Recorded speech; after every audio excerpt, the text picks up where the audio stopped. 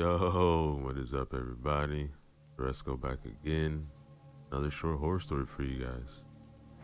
This one is a one-shot written by Old School Horror titled Something's Out There. Remember to use the links in the description below. Show love to them. Like, comment, subscribe.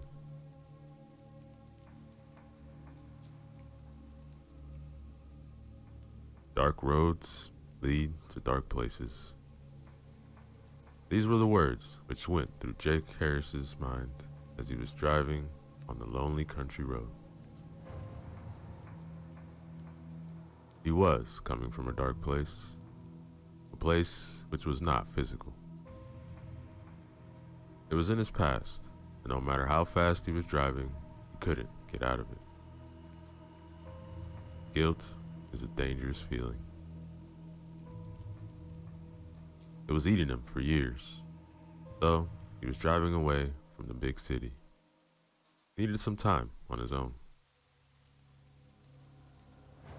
The state of Wisconsin proved to be an excellent choice for him. Jake's late parents had a cabin somewhere north in the woods. He was headed in that direction in order to escape for a few days.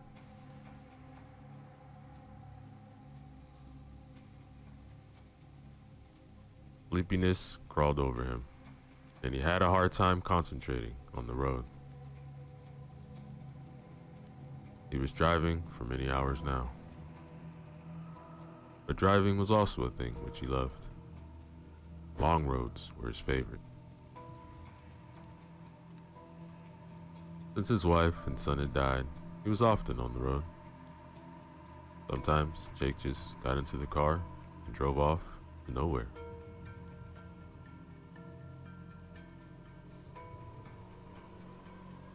The road wasn't lit very well. It was a country road after all. It hadn't been rehabilitated since 1980. Now, in 2005, condition was already decayed by weather and because of the high frequency of truck traffic. Now, the trucks tried to avoid this road as much as possible because of poor condition. Many of the lights weren't working, and nobody bothered repairing them. Jake had to pay extra attention to the road and anything on the side. He didn't want to risk getting a deer or wild boar.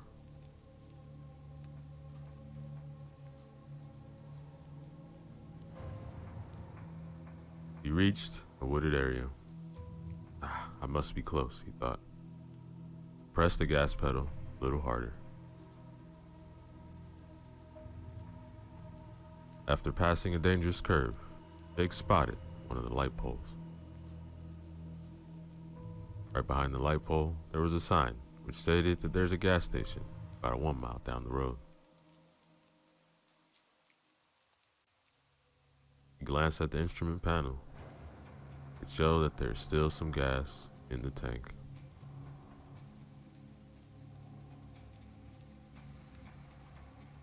Glancing back at the sign, he saw that the light wasn't working properly. It kept fading and brightening again. It was a strange occurrence. Jake couldn't remember seeing anything like that before. Then his eyes caught something near his shadows. It looked like there was a person standing there. For a moment, he thought he saw a pair of circular red eyes. Or were they red lights? He slowed down a bit, but couldn't see more. So, he kept on driving.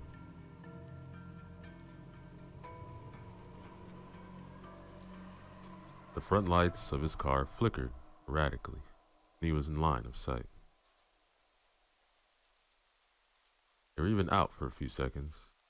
Radio went crazy, switching channels in a chaotic manner, until he got past the sign. After about 30 yards or so, everything went back to normal.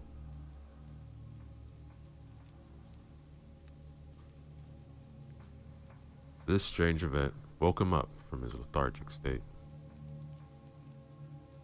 Jake thought that his battery might not be working properly. Faulty wiring combined with some interference might explain both of the phenomena. It was weird, however, that they happened at the same time. Coincidence like this had a tiny chance of happening. God, I'm tired, he thought, and sped up some more in order to reach the gas station as soon as possible. A few minutes of rest, and he'll be on his way. Maybe a cup of coffee would be a good idea. Jake hoped to find a vending machine there, and if strange events won't repeat themselves, then it will be alright. Continue.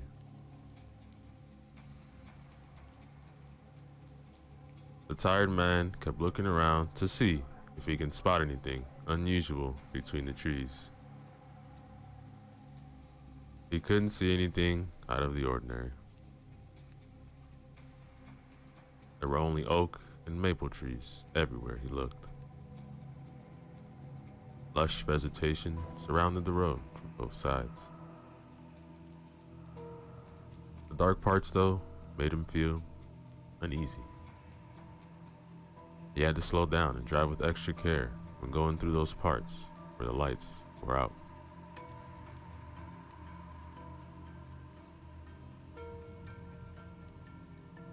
The gas station appeared in front of him. It was a well-lit place, but not big. In front of the station, where the pumps had been placed, was covered by a metallic roof supported by an old steel structure. He then stopped his red 1993 BMW at one of the pumps and filled up the tank. Another car was parked at the other pump.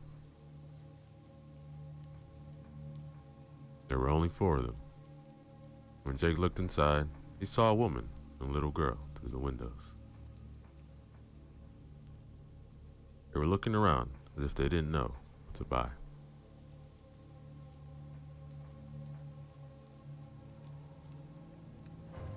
He looked around again, but couldn't see anything.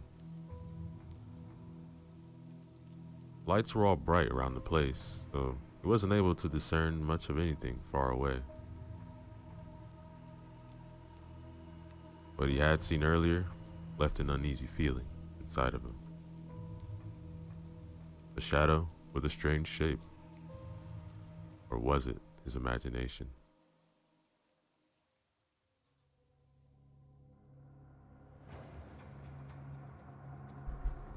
He got out of the car and pulled up the zipper of his leather jacket. It was a little windy around here. Autumn had already arrived, so the weather kept getting colder day. His legs had a hard time walking. He had spent a considerable time in a seated position, so his joints felt heavy and rusty. Jake wasn't too old. In fact, he was only 44, and still as healthy as a man can be at that age. The stubble on his face already turned into a beard. He hadn't shaved for a few days. His sunken cheeks and droopy eyes betrayed tiredness and past heavy encounters with the bottle.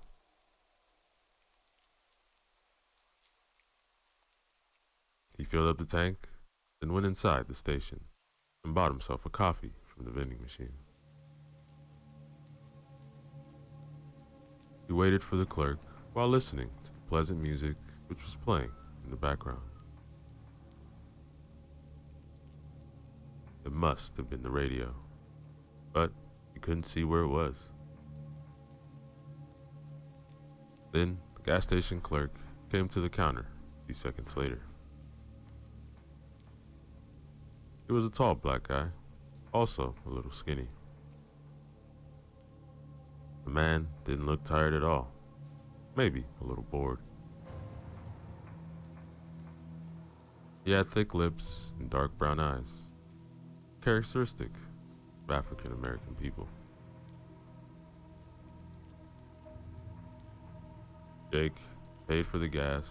Before he could leave, an agitated man rushed inside. He was in his 50s and sported an enormous belly. The blue baseball cap on his head was dirty and soaked in sweat. The man's hairy chest was heaving. Jake could see that because of the partially unbuttoned striped shirt the man was wearing. Hey, something's out there. What? There's something out there I saw. What's out there? I don't know. So what? Maybe it was a man. Yeah, but he was black. No shit. I'm black too, man. No, not like that. He was completely black. I'm completely black too. No, not like that. Look, about a mile from here, that way. Near the road. I saw it too. Look, I don't know what the two saw, but I ain't seen shit right. So with all due respect, please stop talking crazy stuff. Scaring the lady and her little daughter. He pointed towards the woman and child. They were close by. The woman was nice-looking brunette with long curly hair and had a decent physique. He was talking to her daughter, who also had brown hair and an angelic face. The little girl looked about 10 years old. Look, man, I think that what we've seen was just a trick. No, it wasn't. Look, I saw it moving. The lights in my car went out. I barely got here, man. Couldn't see a damn thing. Come on, man. Cut the bullshit. We're all trying to get through the night. So please, calm your ass down. Just after the clerk finished the sentence, the lights on the road went out. They all threw concerned looks towards the road. See what I mean? Are you people satisfied now? Oh, come on. Them lights weren't repaired in 100 years. Damn it. Alright, then I'm out of here. Whatever that thing was, it's coming. Hey, was it beside the big road sign? Sort of. It was further down the road, by the light post, not far away from the sign. The light wasn't on. Probably wasn't working. Anyway, I'm not sticking around much. Crept the fuck out of me. The guy's crazy. But deep down inside, Jake knew that the other man was right. Yeah, man, but haven't you said you seen it too? Look, honestly, I don't know what I've seen. Jake didn't like this. There was one more person who had seen the strange apparition, and there might have been something there after all. He didn't see it well, and didn't want to draw a conclusion. Might have just been a prank by local kids. He remembered a story from the teens. What he saw earlier was eerily similar to that. A long time ago, he and a few friends cut a piece of cardboard in order to resemble an evil face. Then they folded it up to look like a cylinder. After that, they glued a piece of cardboard to the top and one to the bottom. It resembled a jack-o'-lantern in the end. They cut a hole in the back, put a candle inside. Then they stuck the thing on a tree in the park, their hometown. After nightfall, a young boy and girl came to have some fun, where nobody could see them. When they noticed it, they got scared and ran away screaming. Jake smiled at the thought. He still saw their scared faces. It sure looked like one of those pranks. The woman and the girl just arrived at the counter, and the woman wanted to pay. Jake looked at the woman and her child. They both looked back at him, smiled. He did the same, and headed to the door.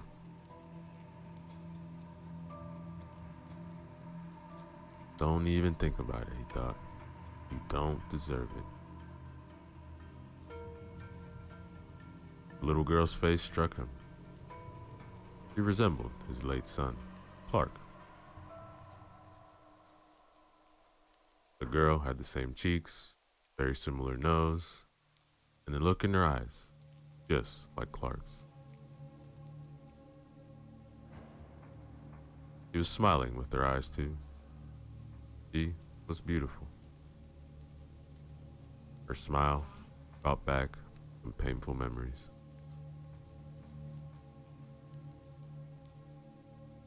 These memories dated back 4 years, and Jake hated them as much as he hated himself. His wife and his son were no more because of him. Only death could save him, the guilt he was feeling. He didn't start a new life since their death. He couldn't. The road was his salvation when he wasn't working.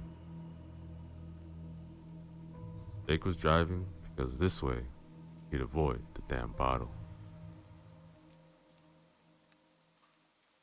He couldn't drink himself to death being behind the wheel. His life mattered little to him, and he didn't want to kill anybody else. Sometimes he was fantasizing about saving somebody else at the expense of his own life in order to die, at least half at peace.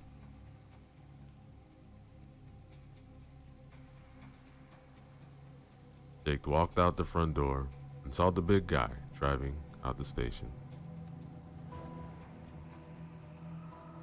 He was driving an old pickup truck, and Jake was wondering how it was still in one piece and didn't fall apart 100 years ago. The man wasn't hesitating much.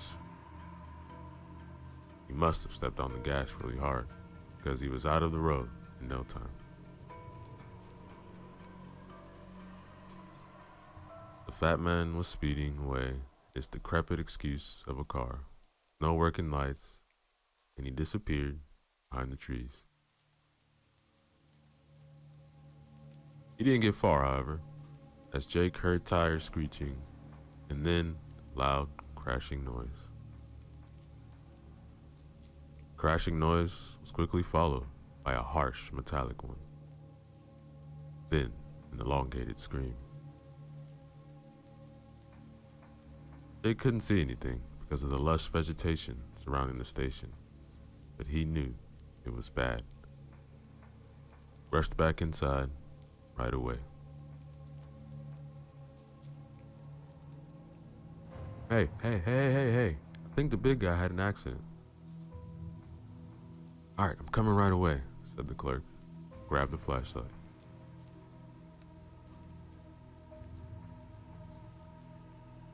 He then ran outside, right behind Jake. The woman and the child remained inside. The woman didn't want her daughter to see anything related to an accident. Jake reached the man's fat car. It looked like the man tried to avoid something on the road. Something he saw too late. The car hit an enormous tree and now lay on the side of the road, smoking.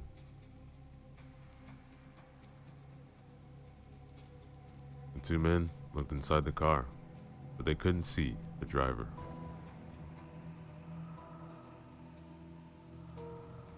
They saw right away that the steering wheel was bloody. It was an old car, so it most likely didn't have an airbag. I mean, even if it had one, it obviously wasn't working. They noticed that the right-hand door wasn't where it should have been. It was ripped out of its hinges and lying about 5 yards away between the trees.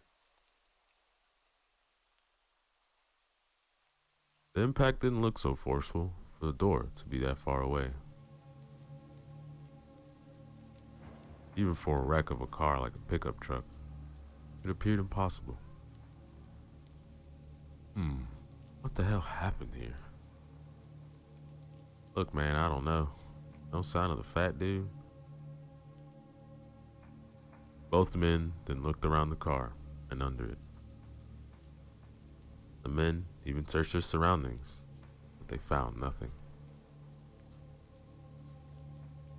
Jake's guts twisting, turning. The sight of the red-eyed shape came back to him. If it were only for him to see it, it would have been fine. The really unnerving fact was that the fat guy had also seen something even closer to the station. What if that thing reached the station? Maybe the road lights turning off were a sign that it was here. Look, it's a mess, man. Yeah, but where the hell did he go? Look, I don't know, but let's not just stand here. I'm gonna call emergency. Yeah, that's a good idea because I heard a scream. That door, something took him. Yeah, man, something big. But I ain't gonna wait here to see it. Alright, man. Let's go. Let's get back inside.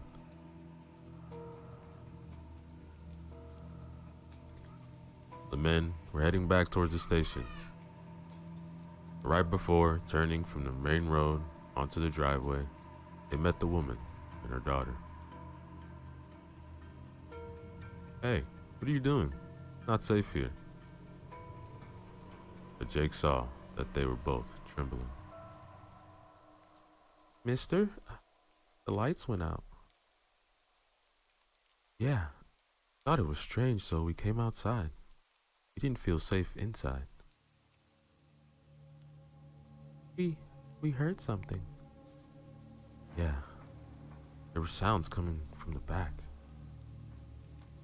Alright, look, let's get back first, and we'll see.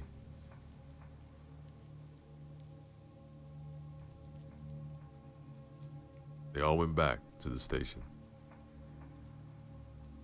The clerk was in front with the flashlight. The girls were behind him, and Jake in the back. For a short time, he turned and walked backwards. He kept his eyes on the road, but couldn't see a thing. The night was still, and nothing moved on the moonlit road. Not a car passed as he arrived. It really did seem like an abandoned road. He was wondering why the owner of the gas station hadn't gone out of business. It seemed that the owner made little money out here.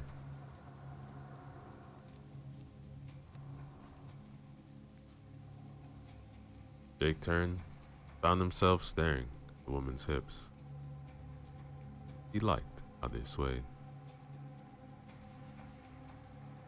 He She wore tight jeans, which accentuated her curves.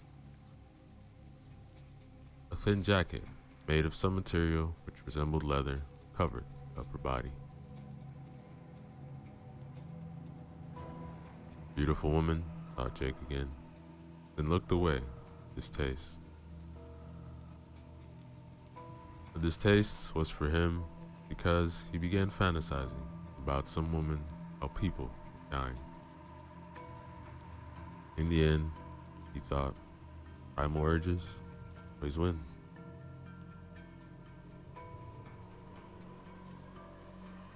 My name is Curtis, by the way. Hi, I'm Jenna. This is my daughter, Claire. Not the best circumstances to make friends, huh? Definitely not. I'm Jake. Nice to meet you. Alright, I'm gonna check the brake panel out back. Alright, Curtis. I'm staying here with the ladies. Curtis went around the building, and Jake remained with Jenna and Claire. The little girl was hugging her mother. Jenna was keeping her hand protectively over Claire's shoulder. Jake then crouched in front of the girl, smiled comfortably at her. She smiled back. How old are you, Claire? I'm 10. Well, Claire, me and Curtis are gonna find out what's happening, and then... He couldn't finish because there was a loud curse coming from behind the building. Motherfucker. It was Curtis. Alright, stay here. Don't drive away because we don't know what's out there.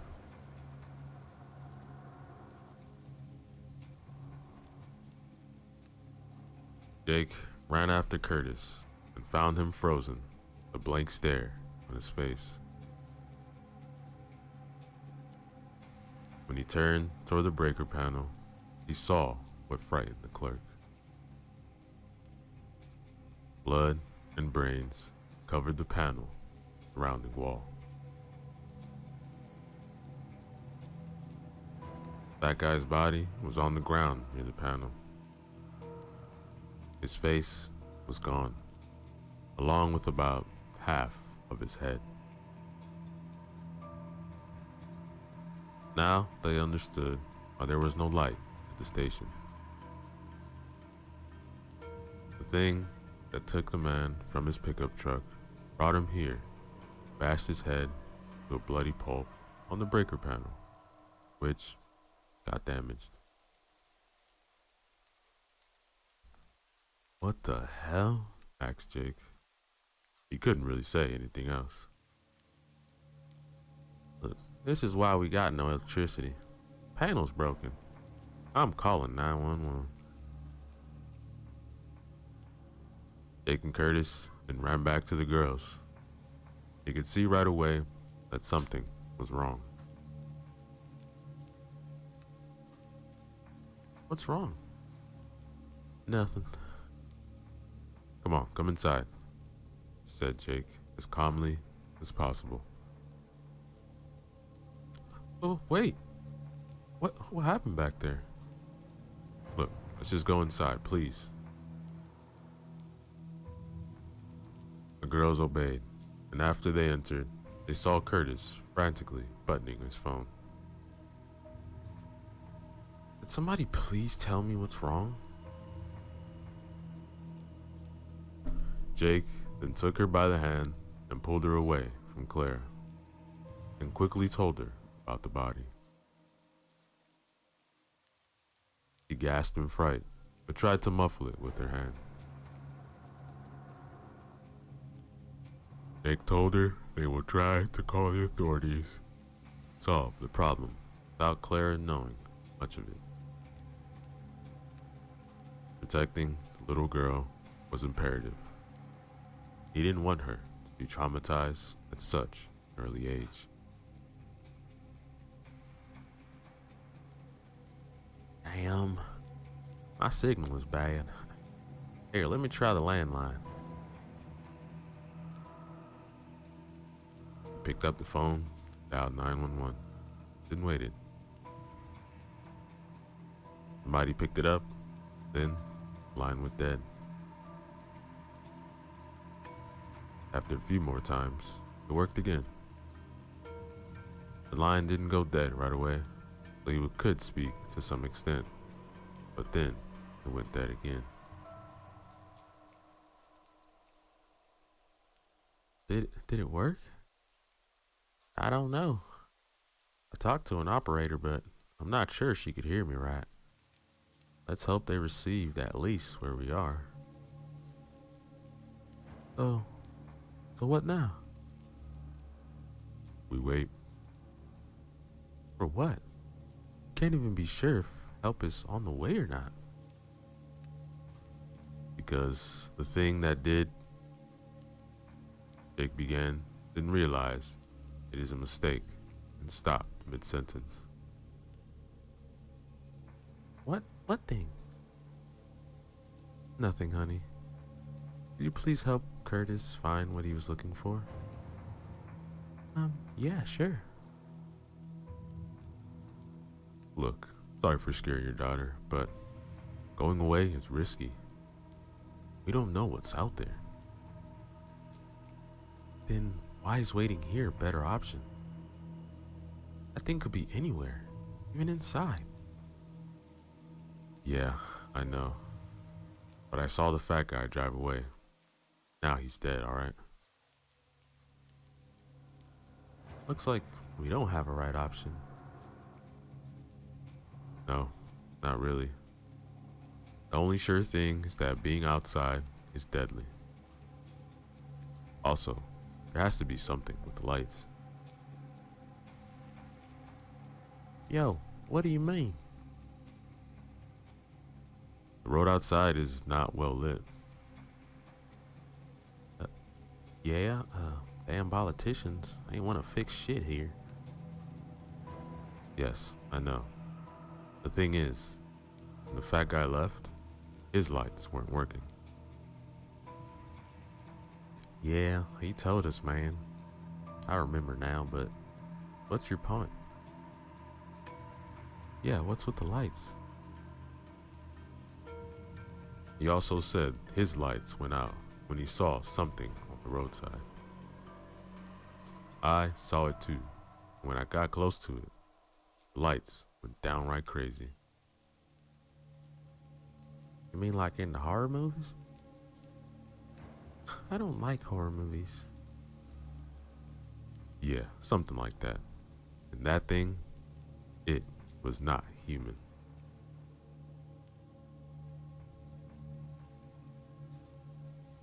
You listening to yourselves? Really? Horror movies? Monsters? You two must have smoked something. Alright, come with me. Excuse me?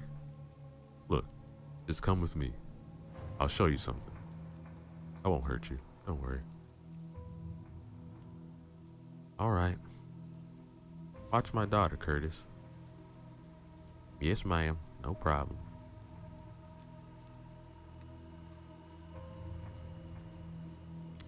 Jake took a flashlight from Curtis and led the way outside. He knew it wasn't a good idea at all, but he also wanted to make sure that Jenna understood the situation they were in. They went back to where the breaker panel was, along with the dead man.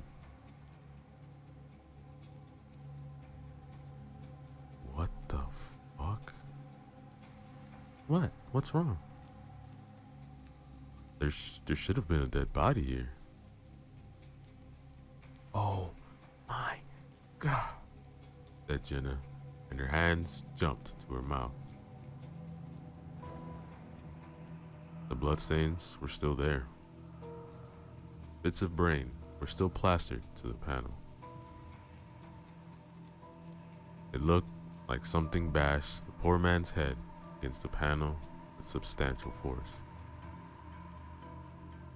Oh my God, is that? Looks like a tongue? They stared for a second at the fat man's tongue, which laid in a small puddle of blood a few yards from the panel.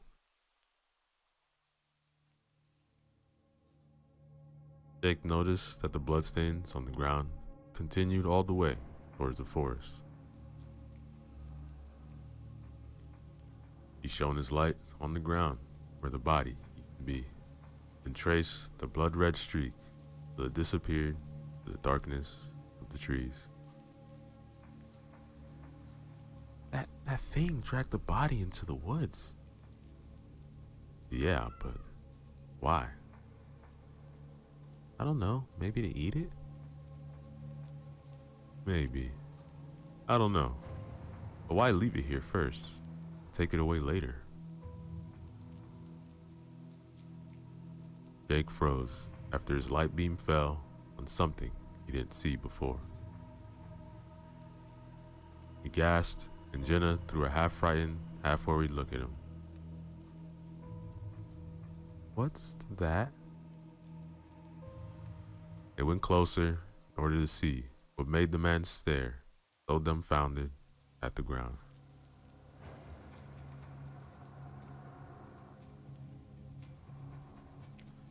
There, on the decades of old asphalt, near the bloody drag marks, a name was painted on the ground. Jake couldn't believe his eyes. The moment he saw the bloody name on the ground, he knew that tonight's events aren't random. They have something to do with him. When he was pondering the implications, Jenna interrupted him. Clark? Who the hell is Clark? He was my son.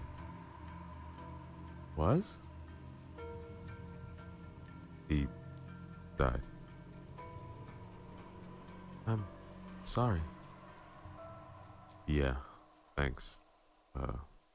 Let's get back to...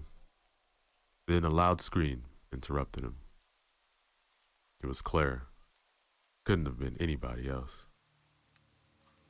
Oh no, Clara! Shouted Jenna, and ran back towards the front of the station. Jake followed.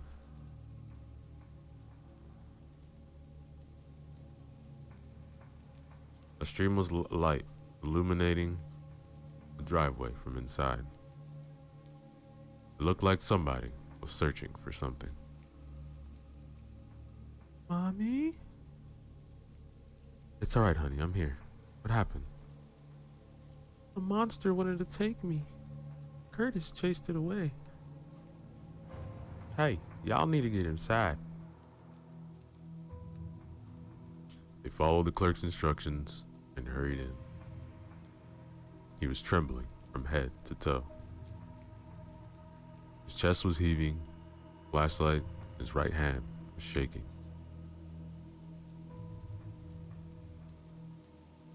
What happened? He said she wanted some candy, you know. So I let her search for candy. She wandered away, then I heard the scream, so I ran to her. She was by the big glass wall in the front. I pointed the light to her, then I saw the thing we were talking about behind her. Jenna held her hands to her chest, like she was having a heart attack. She felt relieved because Clara was still alive, but she also knew that her daughter's life had almost been ended. Alright, then what happened next? It disappeared. It dissolved in the thin air. I can't explain it. I couldn't see much, but it was big, man. The light made it go away like you've said before. Will the monster come back, Mommy? I don't know, honey. All I know is that we will not let it hurt you, alright? The girl just nodded and buried her head into her mother's shirt. He didn't want to let her go. Jenna really wanted to protect her daughter. What kind of mother wouldn't? The problem was, he didn't know how. He had to rely on the two men who were as lost as she was. Yeah, doesn't like light. That's why he took out the breaker panel. And that's why it could scare the fat guy. His lights weren't working. Yo, the fat dude said his lights were out when he passed the thing on the road. You passed it too, but your lights are working, right? Yeah, I think so. When I passed the thing the first time, my lights flickered, my radio went nuts. It all returned to normal though, after I got further down the road. How come your lights were still working? I don't have the vaguest idea. Your lights were okay when you were on the road, right? Yes, but I came from the opposite direction. Okay. So, we don't know what the hell this thing is. So we better make sure that we are surrounded by light all the time. How many flashlights do we have? We have 4. One is mine, the other's yours, and we still have 2 extra. Jake took one of the lights and gave it to Jenna. He took it and looked in his eyes with compassion, but also some hope. Jake seemed to her like a man who could save her, Clara. Not that Curtis seemed less capable to her, but she saw something in Jake. She didn't know for sure what it was. Maybe she saw in his eyes that he wouldn't hesitate a second to save him. Hey Curtis, have you seen anything unusual here lately? Anything which might explain all this? Yo, look, I'm working here for a month or so. Not sure as hell I ain't seen anything crazy going on. Sit around here and get weird until your ass showed up last night. Jake lowered his head. He was thinking. Maybe these events are truly tied to him somehow.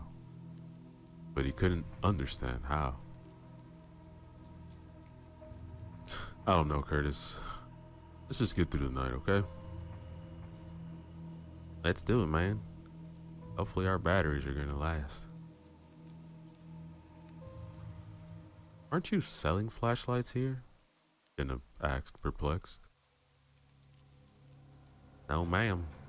This was the same question I asked the boss when I'm coming here to work. He said that he plans to sell them in the future, but not yet. Business strategies, you know. Or lack of them. Shit, Jake exclaimed after their flashlights went out. Darkness enveloped them, and they felt icy fingers crawling up their backs. Clara hugged her mother more tightly. The two men tried desperate moves to restart the lights, but it was futile. Just when they thought it was all over, they heard sirens.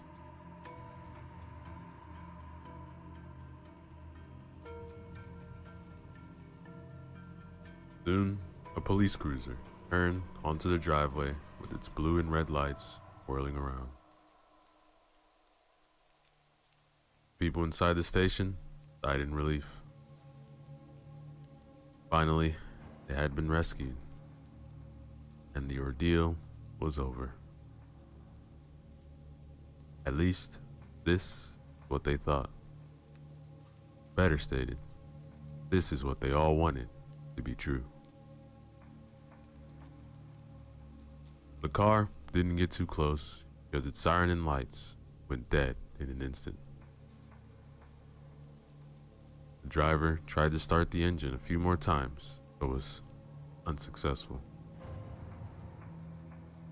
He also tried the radio, but it was dead. Jake opened the front door and was heading out to meet the police officers, but then halted in his tracks. To his right, between the tall bushes, he saw something moving. At first, he thought it was something in the wind. But no, it had an abnormal form. A tall, dark shape emerged onto the driveway. It had no visible features, only an outline. Otherwise, it was complete blackness. Outside was dark, but the visibility was still acceptable because the sky wasn't clouded. The faint moonlight somewhat illuminated the surroundings. Other than that, there was nothing else. No lights were working, but the sheer blackness of the creature was still obvious.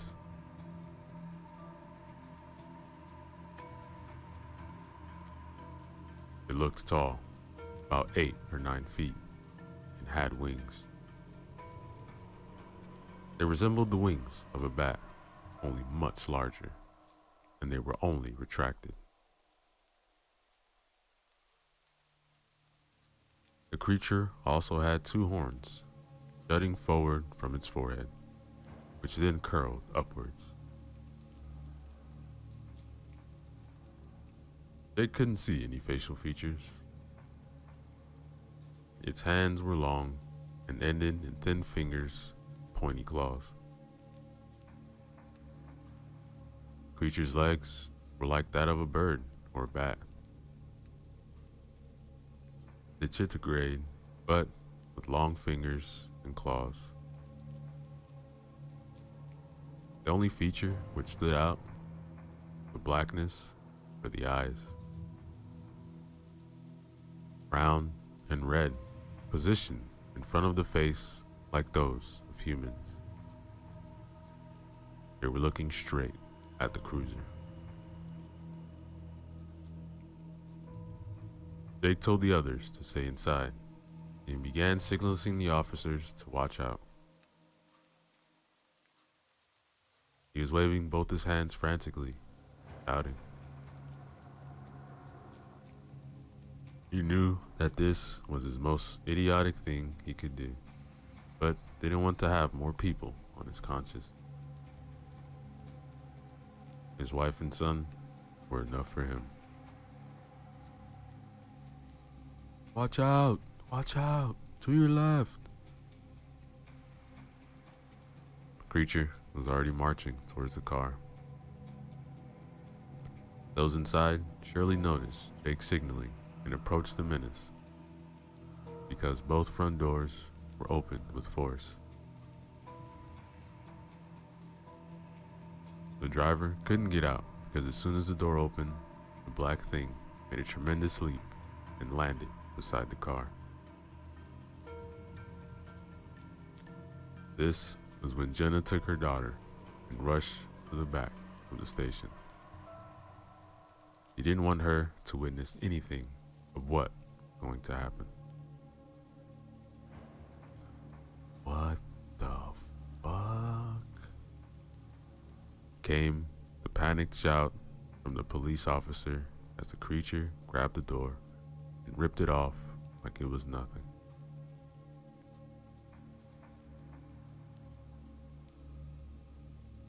The passenger side female officer jumped out and fell on her butt while screaming terror. Her colleague, the driver, managed to somehow pull out his sidearm and began firing. Didn't matter. The thing was not even flinching as the bullets went right through it. Jake assumed that the shots could have been off target because of the distance between the shooter and the monster was only about 6 feet.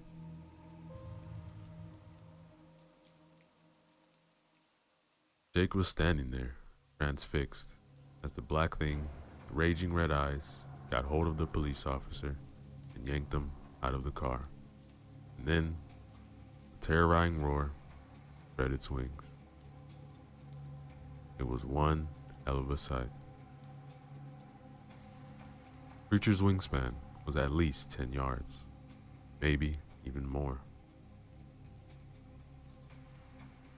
The police officer was alive and screaming, but he couldn't do much against the winged darkness.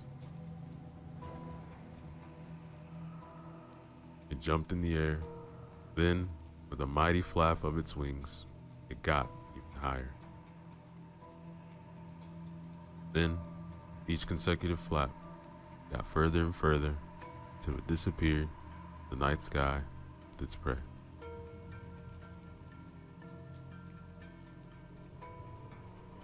Come here! Hey, officer! Jake was trying to get the attention of the policewoman who was still lying on the ground.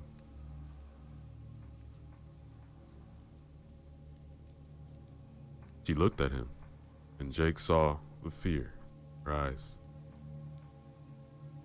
Maybe she's in shock, thought Jake. He was right. The officer's look was lost and confused. Her eyes showed panic.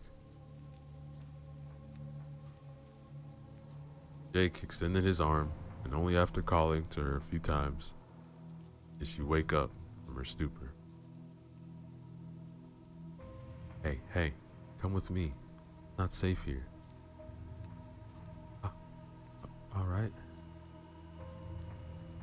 He helped her get inside the station. And when Jake opened the front door, a beam of light hit his face. What's that? Oh, sorry. Looks like the flashlights are working again. What the hell is that thing, man? I can't believe this shit. Yeah, me either. But I don't know what it is. Looks like a bat straight out of hell. Are we going to survive this night? Then I asked as she glanced at Jake. He only sighed. He didn't have an answer for that. After witnessing the formidable abilities of whatever the winged thing was, he wasn't sure at all if they survived.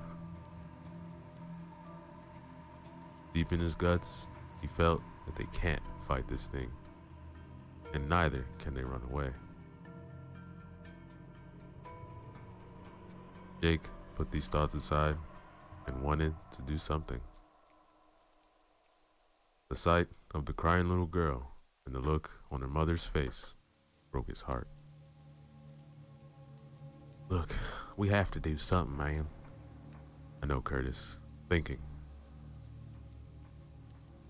Look, all we know is that its weakness is light, and it can interfere with electronics. Yo, that's right. Problem is that we need electronics to have lights. I sure ain't starting no campfire here.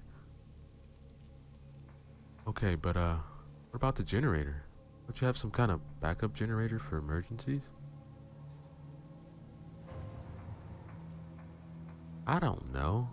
As I said, I've been working here for a month. They don't show me much when I started. There is a generator, said the policewoman. The others just looked at her without saying a word, like she was some kind of alien. They almost forgot she even existed. She was young, close to 30, but not yet there. Her long blonde hair was tied up in a ponytail, and her otherwise harmonious face were now contorted under the pressure of fear and shock. She was sitting on the floor with her back to the counter, hands on her knees and head down. Sorry, ma'am, Are you sure? Yes. My name is Sarah. My brother used to work here. He had told me that he had to use the generator once because of a power outage. And do you know where it might be? Because I ain't see it around here. Somewhere in the back. I don't know. Might be in the equipment room. Go check. Alright, I'm gonna go check it out. Alright, I'll come with you, Curtis. Can you, take care of the girls? Yes, of course. I think I'm okay now. Just go. The two men rushed out, lighting their way with flashlights. Curtis was leading Jake to the back where they had found the body of the fat guy. The toilets were here, and also a small room for different tools and equipment. Curtis fumbled a little with the key, but soon the door opened, and they were greeted by a dirty and cluttered rectangular room. The smell of dust and gasoline hit their nose right away. Alright, let's see what we have here. As Curtis and Jake began searching.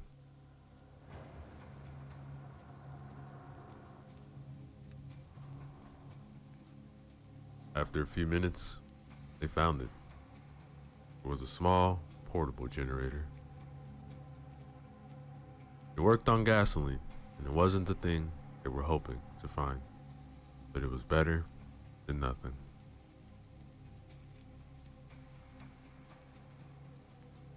Look, I have to find some gas to fill this baby up, but we'll see if it's working or not. I really hope it's gonna work. Yeah, Jake, we'll see about that. Look at this, man. A searchlight. We could use this, baby.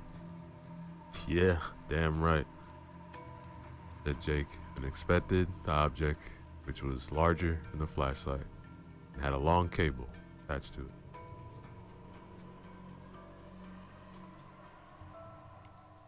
Their flashlights flickered wildly, switched off. 3 screams erupted from the front, and the lights switched back on. They both got startled by the sounds, and Curtis darted for the door with a panther's agility. No, said Jake. We'll need light as soon as possible. All right, man, go, Curtis replied, and his hands were already shaking. Jake ran to the front to see what had happened. When he reached the entrance and looked to the glass wall, he almost screamed himself. The upper torso of a man was crawling towards him, fixed eyes on Jake. Sarah was standing in the doorway without a clue about what he should do. Jenna was inside. She was cradling her daughter, so she doesn't see horrible events.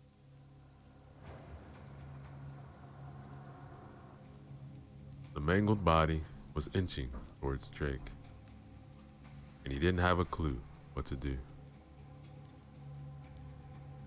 He recognized him by the uniform. He was the taken police officer, or correctly, the remaining half of him. His first thought was that he should help the man, but something told him that this shouldn't be happening. Not normal for a man to crawl who knows how much after he's ripped in two. The shock and blood loss must be extreme in cases.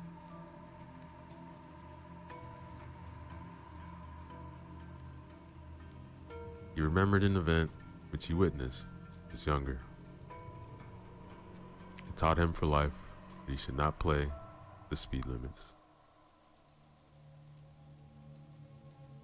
Years ago, a young man was racing like crazy in his new motorbike. Parents just bought him the bike because it was his birthday. The guy lost control of the bike, side of a car, and flew sideways straight to a pole. His body cut in 2 pieces. Poor bastard was still alive for a few seconds because of the adrenaline. He tried to crawl to his lower body, somehow put it back. The paramedics lifted him up. All his insides had fallen onto the ground. Jake saw his eyes was crawling to gather up his guts. They didn't look like the eyes of this man. These were evil, resolute. His suspicions became reality. The crawling torso spoke in an almost feminine voice.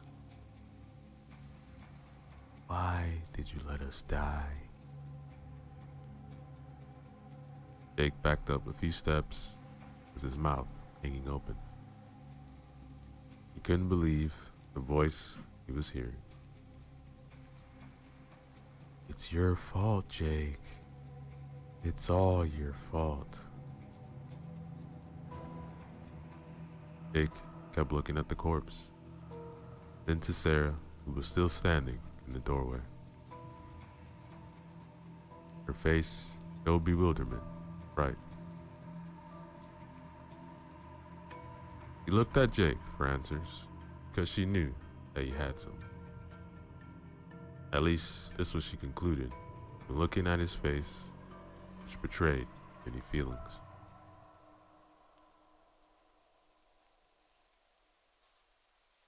"Hey, come inside."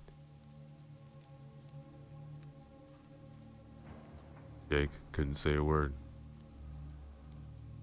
Old feelings rushed back to him like a torrent. The floodgates had been opened. That which was just slowly flowing through recently healed cracks came down on him again, bathing him in a shower of sorrow. He crashed to the ground and hid his face in his hands. Sarah hurried to him, bent down to the grieving man, put her hand over his shoulder. "Come on, don't do this. We need you." I killed him." "You didn't kill anybody. Now come inside, will you?" The man woke up from his stupor, got up.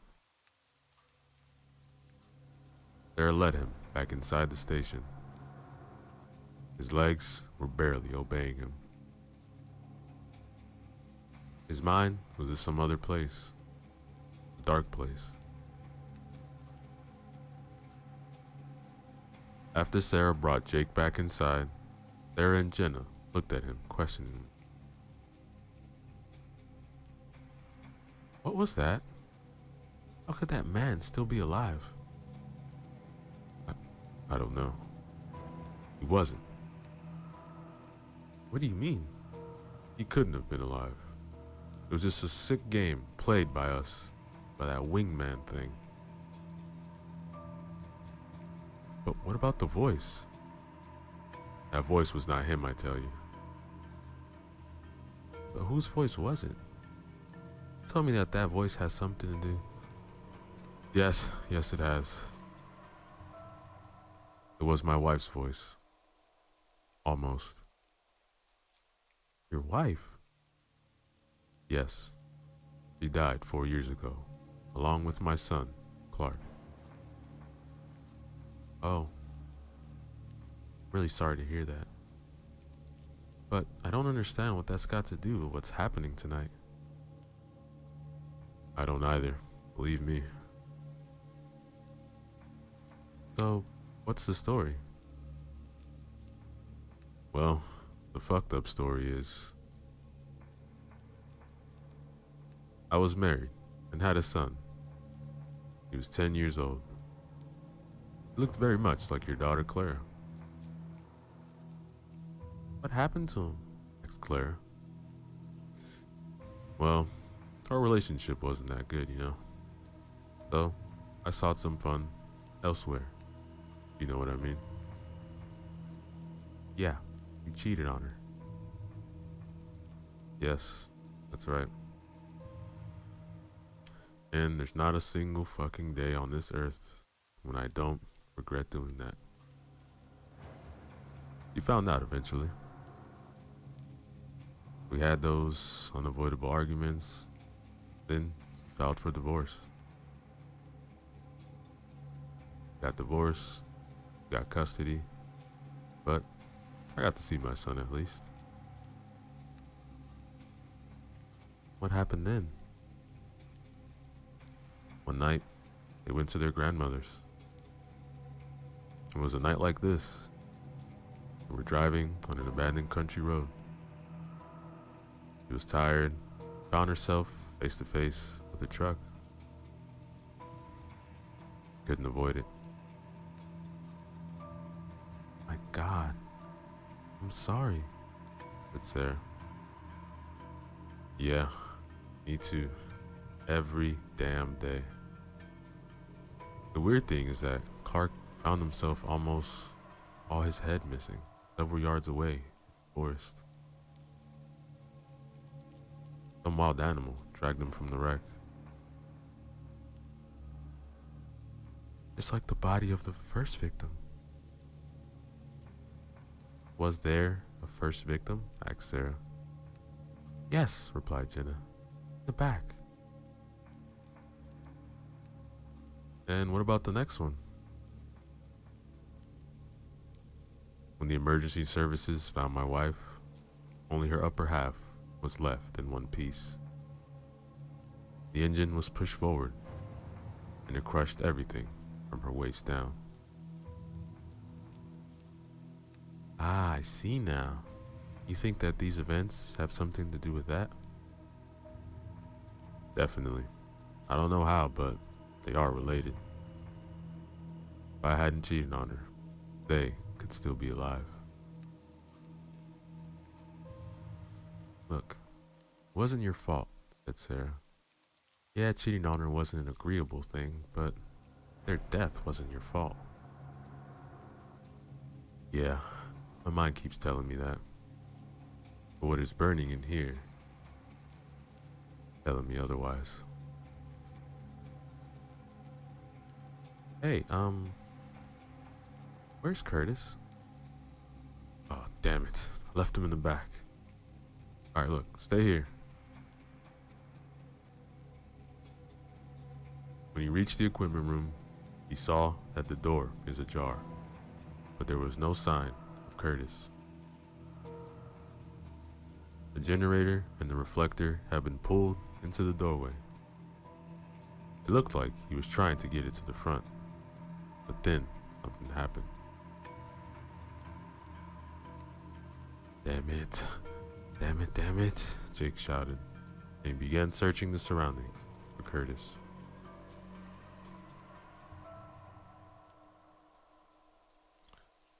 His heart was racing. He didn't want to lose Curtis. In fact, he didn't want to lose anybody. He wanted to make sure that they all survive. But it seemed that it is not a plausible task. Jake kept calling for Curtis, but no answer came. Only the eerie sounds of the night greeted him. Crickets were chirping endlessly in the forest, and from deep within the woods, owl hooted. A harbinger of death, he thought briefly. Is this his destiny? One minor mistake, and then only pain and suffering? He didn't deserve this, he thought. Not this much, at least. Others shouldn't pay with their lives just because he was stupid once.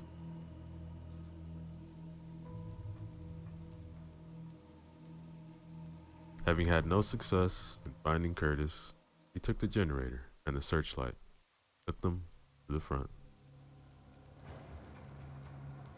When he reached the front door, the woman already knew that Curtis was gone.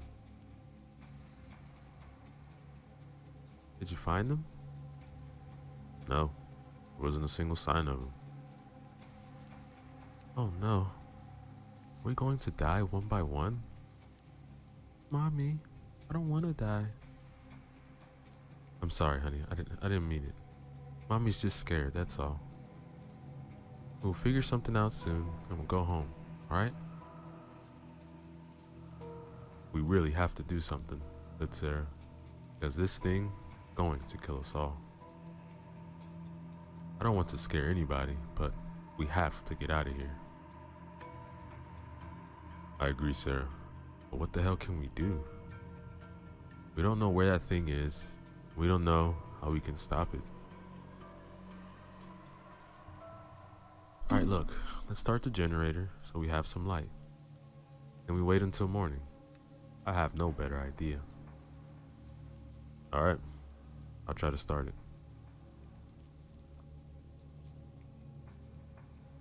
He took the generator further inside and switched it on. It was working fine. He then connected the searchlight to the generator. After switching it on, bright light filled the place. It was much more powerful than their flashlights. The steady roaring of this generator's sound was a welcoming one. Ah, great. It's working, exclaimed Jenna. Yeah, let's hope the gas is gonna last. Alright, Sarah, so now what? Jake then said, now we wait. We'll have a few more hours till sunrise.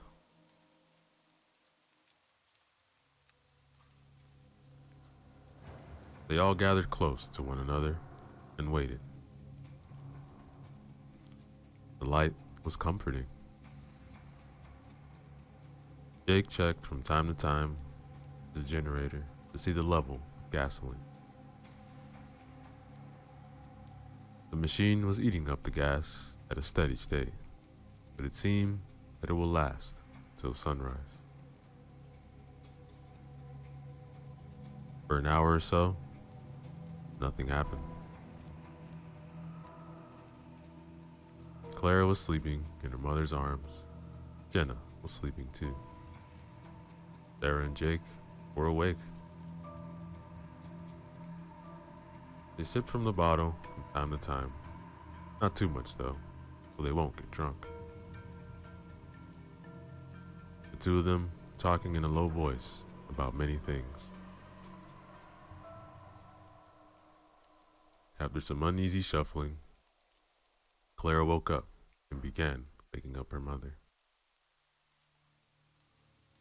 Mommy, I need to pee.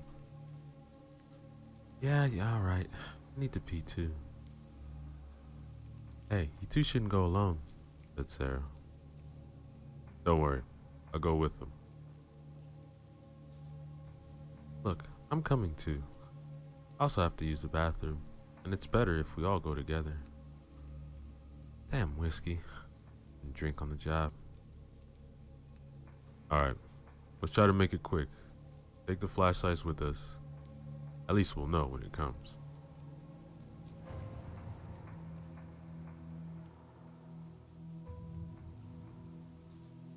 They took the flashlights, switched them on.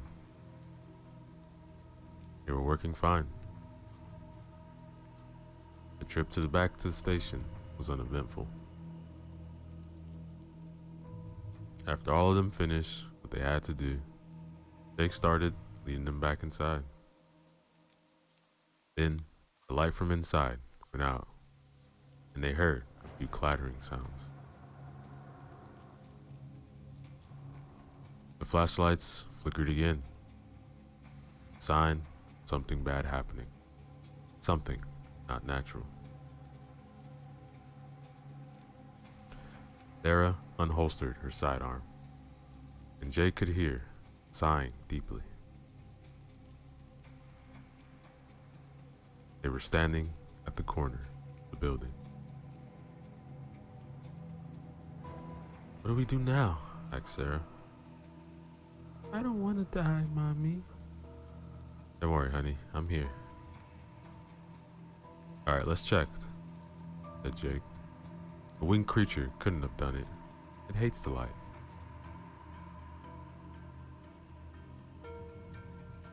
They all inched their way around the corner. The entrance was only a few feet away. After a brief glance inside, they saw that there was nothing moving. Only suspicious thing was the light was not working.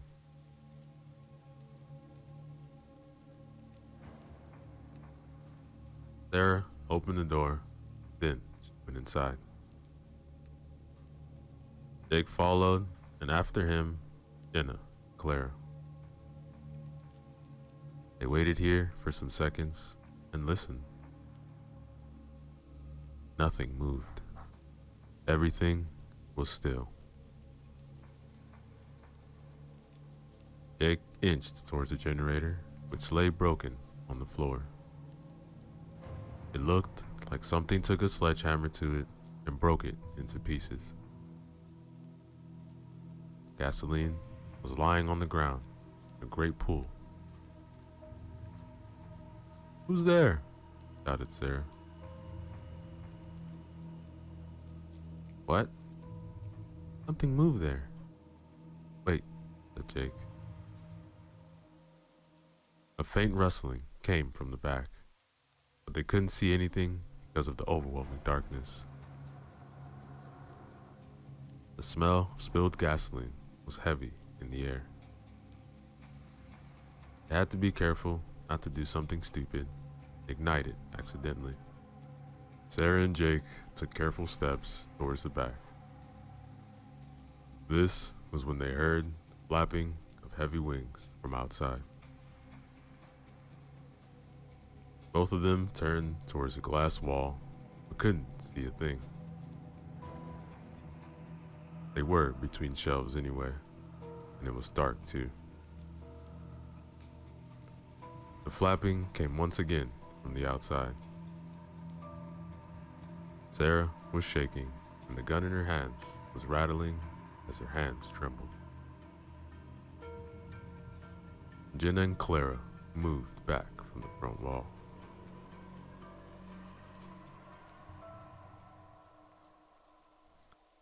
The next moment, Jake heard Sarah scream. He turned and saw her being grabbed by something. She screamed again as a black figure bit into her neck. Jake jumped to help her. That was when he saw that the black figure was Curtis. Or was he? He looked up and growled.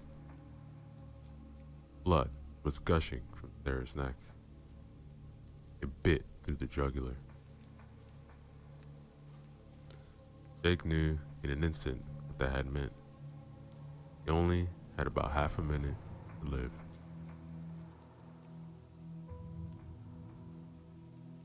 Jake grabbed the hand which was around Sarah's neck and then punched Curtis in the face. Curtis drew back, loosened his grip. Sarah slid out. With her remaining strength, turned and fired 2 times. The bullets hit their target in the chest, and Curtis tumbled back. He fell, hitting a shelf with his back, and fell on his butt. There was no blood coming from the wounds. You're all gonna die. Curtis, man, what's wrong with you? But Jake knew he wasn't talking to Curtis. You let me die, just like you let the police officer die. Just like you let the fat man die. Just like you let... Shut up!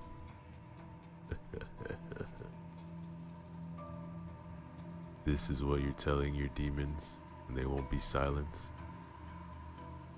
Your demons have come alive, Jake. They will not stop until you are dead. Don't you see? Everything is your fault.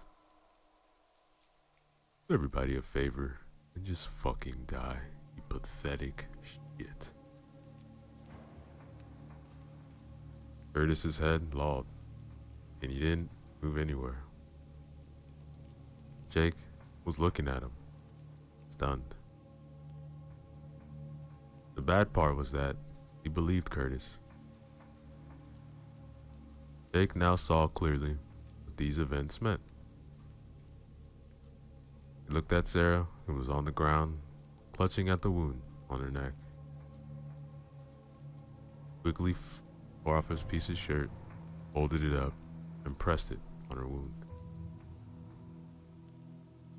He was determined not to let Sarah die. He didn't deserve it. The only one who deserved to die was him. Jenna came to the side. Clara stood a few feet behind them. Oh my God, you going to make it? I don't know. What happened to Curtis? Why did he attack Sarah? I don't know. Somehow that creature can control people after they die. I can't believe this. Me neither. But I have to end it. Sarah gasped, and she grabbed Jake by the sleeve of his jacket. Save.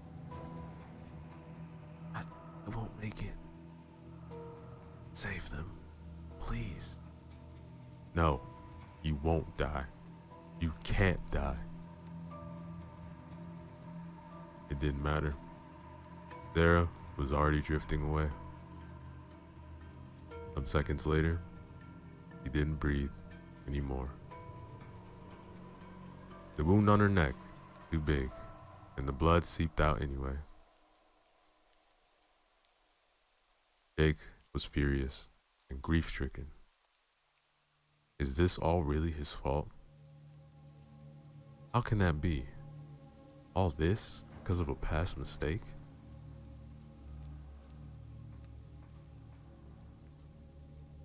He took Sarah's sidearm from her lifeless hand and checked it. It was a revolver, and it still had 4 bullets in it. After checking her pockets, he found some more bullets and replaced the 2 missing. He looked at Jenna, then to her daughter. These 2 will make it out alive. He would do everything in his power to save him. Jake, what are you gonna do? Going to end it. Gasoline, which had flown out of the generator, gave him an idea. He went to one of the shelves, grabbed some duct tape. Jake also searched for some matches, soon found them. They were cheap, but the stock was plentiful. He took one of the hoses and began sprinkling gasoline all over the place, except the entrance. Then he taped the lever to the handle so the gas could flow without him holding the hose. He threw the thing to the ground, then went to Jenna. Look, that thing will come eventually. I think it wants to finish what it started. And what are you gonna do? I prepared a surprise for it. Look, when it comes, you two run as fast as you can. And what about you? Look, that thing won't stop until I'm dead. I have to face it before it hurts you or your daughter. Even if I kill myself, I can't be sure that I won't transform into a monster like Curtis did. I have to make sure that everything is gone.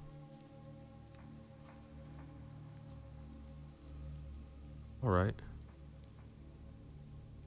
Look, I wish I had a choice, but it seems like the only one. Look, get your daughter and be ready. But where should we run? Away from the monster. If you have to run through the woods, do it. Don't hesitate.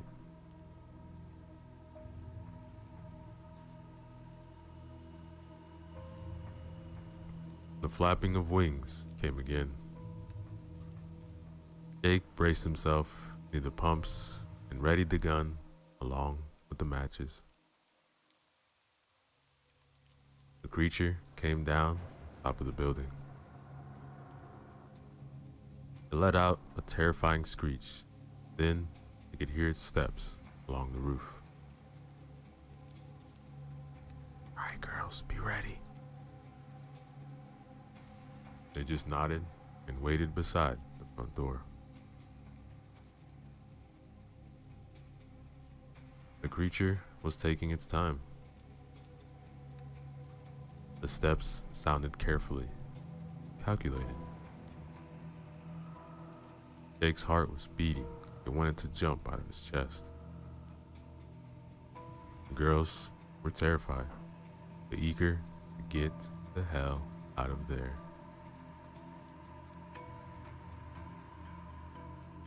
The creature jumped down from the building beside the girls. They both screamed and ran. But when the creature wanted to dart after them, Jake pointed a pistol at it and began firing. Hey, here I am. Come on, come and take me, you ugly bastard. The monster turned and stared at Jake with its red eyes. This was when Jake really understood what had happened. Not only had it had something to do with him, it was him. All the grief and pain he had felt since the death of his wife and his son came to life somehow. The monster had wanted him here. This is why the lights were still working when he had arrived. It was playing with Jake. It was feeding on his guilt. Jake didn't understand how this was possible, but it had happened, and it killed more people.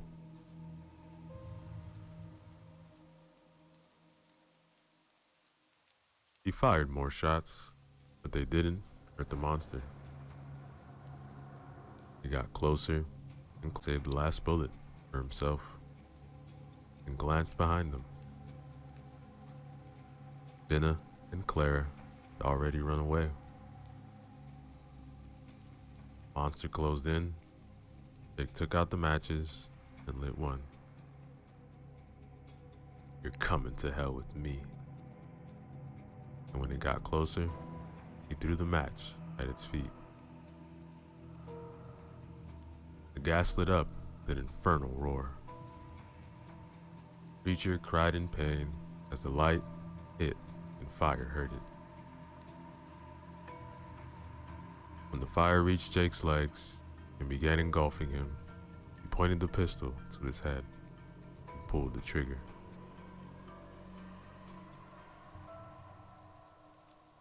A few seconds later, Jenna and Clara saw from the road as the underground gasoline containers exploded in a fiery blaze of light and heat.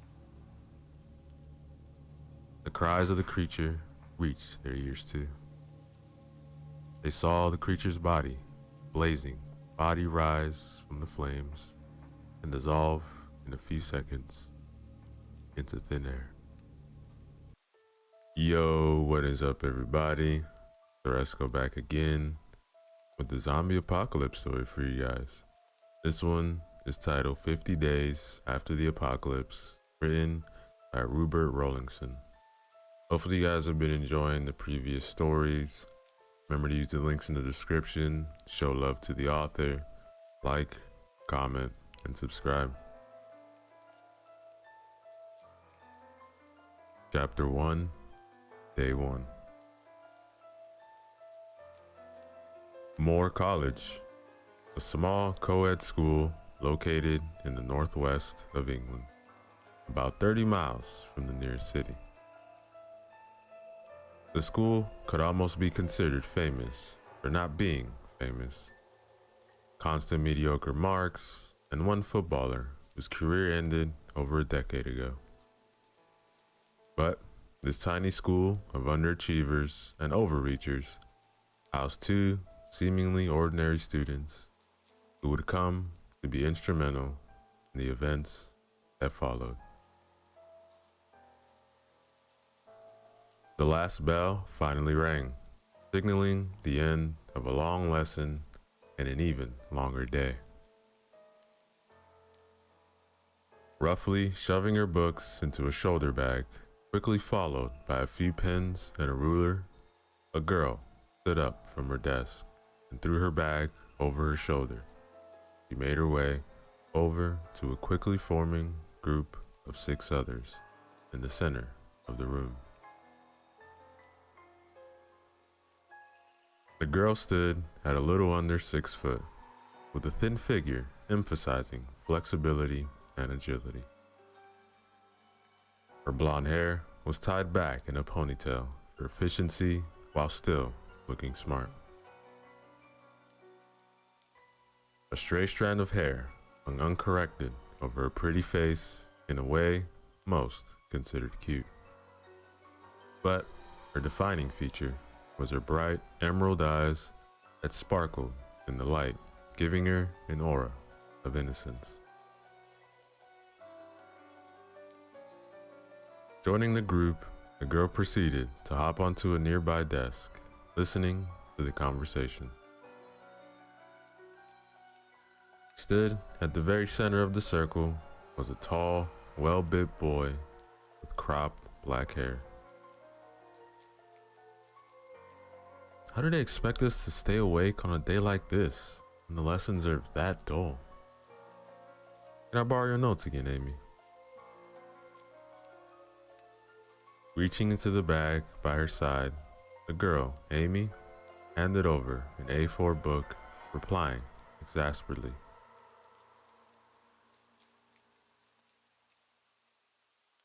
Ben, if you don't start working soon, you're gonna fail your A levels. I won't fail, babe. Really? How did you do in your mocks, huh? One of the other guys in the group asked. Ben went red with embarrassment, muttering a feeble excuse while the rest of the gang burst out laughing. As the laughter slowly died away, Ben tried to recover some credibility by stating, "Come on, I do more work than John." That doesn't count. That weirdo's like some genius, isn't he? Amy didn't bother listening to the response. Instead, she allowed her attention to drift over to the boy they were referring teachers. He sat secluded in a corner of the classroom, leaning back in his chair, apparently sleeping. His straight brown hair was neatly cut through a few strands that were long enough to cover his right eye. As the group had said, he was smart. The trouble was, he knew it. The boy barely paid attention in lessons, and he damn near ignored anyone, be that a teacher, a student, that asked him a question. Everyone got the message. Don't bother me, and I won't bother you. The teachers didn't care, so long as he continued to top the tests to the students. His behavior demanded ostracization anyway. As if he sensed her looking at him, John opened his eyes and stared back at the girl. Amy broke the eye contact, quickly turning to her attention back to her friends. Jane, didn't you used to play hockey with him? Yeah, a few years ago. Then he stopped because it interfered with some camping thing. It was clear by the look on her face that she did not like being affiliated with the social outcast. Oh, come on. Enough talk about the weirdo. We need to set off. Y'all are coming to the match, right? The others of the group followed his example, the guys grabbing their sports kits. Afraid I can't come. Mom's working late tonight, so I've got to walk home. Amy responded, jumping off the desk she had been perched on, and made her way out, in a hurry to start the long walk ahead of her. The group shouted goodbyes after her, while Ben quickly caught up to her and took her hand. When Amy looked at him questioningly, Ben smiled back at her, saying, "Hey, what kind of boyfriend would I be if I didn't at least walk you out?" The two walked through the emptying school, Ben talking animatedly about the match ahead, while Amy remained silent, content to listen. As the couple left the building and made their way to the school gates, Ben pulled Amy to one side. "Are you sure you don't want me to walk you back?" "I'll be fine now. Go to the match and score a goal for me, okay?" Ben brightened up at that, kissing Amy on the cheek. He jogged off towards the pitches, nodding over his shoulder. "I'll see you on Monday."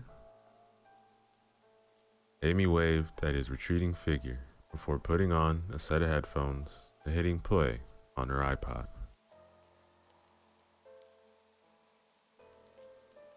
The long walk home was quiet and uneventful for the most part. Amy hummed along to songs while she weaved through pedestrians and darted down alleys. She loved walking, a love sadly not shared by her family or friends. Something in the dull, rhythmic feeling of her steps spoke to her nature, and Amy would just lose herself in it.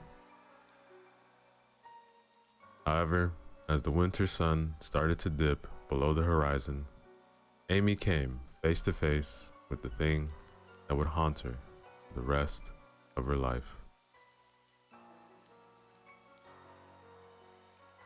She was about 10 minutes away from home, and she decided to take a shortcut down a nearby alley. Unfortunately, there was already someone in the alley. A man, around 40, and his balding head shone with some of the light of the setting sun. The man blocked her path, wheezing at the girl. Amy initially dismissed him as a drunk. She tried to maneuver around him, only to suddenly fall back, terrified, as the man lunged at her. Amy retreated quickly, deciding on the only sane option: run. With that idea firmly in her head, Amy sprinted out the alley the way she had come, running all the way home. In the coming months, when Amy remembered this moment, she would have one thought. If I had known what was about to happen, what I was about to experience, I probably would have let him kill me, then have to deal with the horrors that were here to follow. That, ladies and gentlemen, is the end of chapter 1. Yo, what is up, everybody? Let's go back again. Another chapter from the story titled 50 Days After the Apocalypse, written by Rupert Rowlingson. Remember to use the link in the descriptions below. Show love to the author, like, comment, and subscribe. Chapter 2, Day 0. Amy slowly drifted into consciousness, thankful that she didn't set an alarm on Saturday mornings. Suddenly, she bolted upright as there was a loud crash from downstairs, followed by the terrifying sounds of her mother screaming. Without thinking, Amy jumped out of bed, rushing downstairs to see a scene ripped straight from her nightmares. Her father was twitching on the floor, foaming at the mouth, a huge chunk of his shoulder missing as if bitten out by an animal. Her mother was trying to fend off a male attacker. Her left arm hung limply at her side, while she brandished a bloody kitchen knife in her right. Amy watched as the attacker charged towards her mother, who stabbed out with their weapon in a blind panic. The blade plunged to the man's chest, but the man continued on, unfazed, pinning the woman against the wall. Amy listened in horror as her mom screamed, yelling at her daughter for help. For a moment, Amy stood still as she tried to process what was happening. Then the creature's teeth clamped down on her mother's neck, splaying blood around the room. Amy's mind broke, and she ran straight out of the open front door as fast as she could. In her terrified state, Amy barely noticed the devastation around her. She just ran in a blind panic until she ran straight into the back of someone, falling to the floor. Dazed and still in shock, Amy looked up at who she had run into. Towering over her, Ben stared down at his girlfriend with clouded eyes as he reached out a hand to her. In that moment, Amy believed that she just took his hand. This horrible nightmare would be over. Slowly, with a trembling hand, the girl made to grab her girl boyfriend's hand. That was when she noticed a huge bite on his left arm. Her panic returned, and Amy crawled backwards on her hands. Ben followed her step by step, his hand still slowly reaching out, trying to grab her. Amy's back hit a wall. He dragged her legs, terrified. Ben stood over her, his hand mere inches away. The girl closed her eyes and waited for the end to come. A liquid splashed across Amy's face, followed by a loud thump next to her. Slowly opening her eyes, Amy saw she was covered in blood, and lying next to her was Ben's body, his head caved in. Standing in its place was John, dressed in a white t-shirt, splattered with blood, and walking trousers and hiking boots. A bag slung over his back, and a bloody hockey stick grasped tightly in both hands. "Were you bitten?"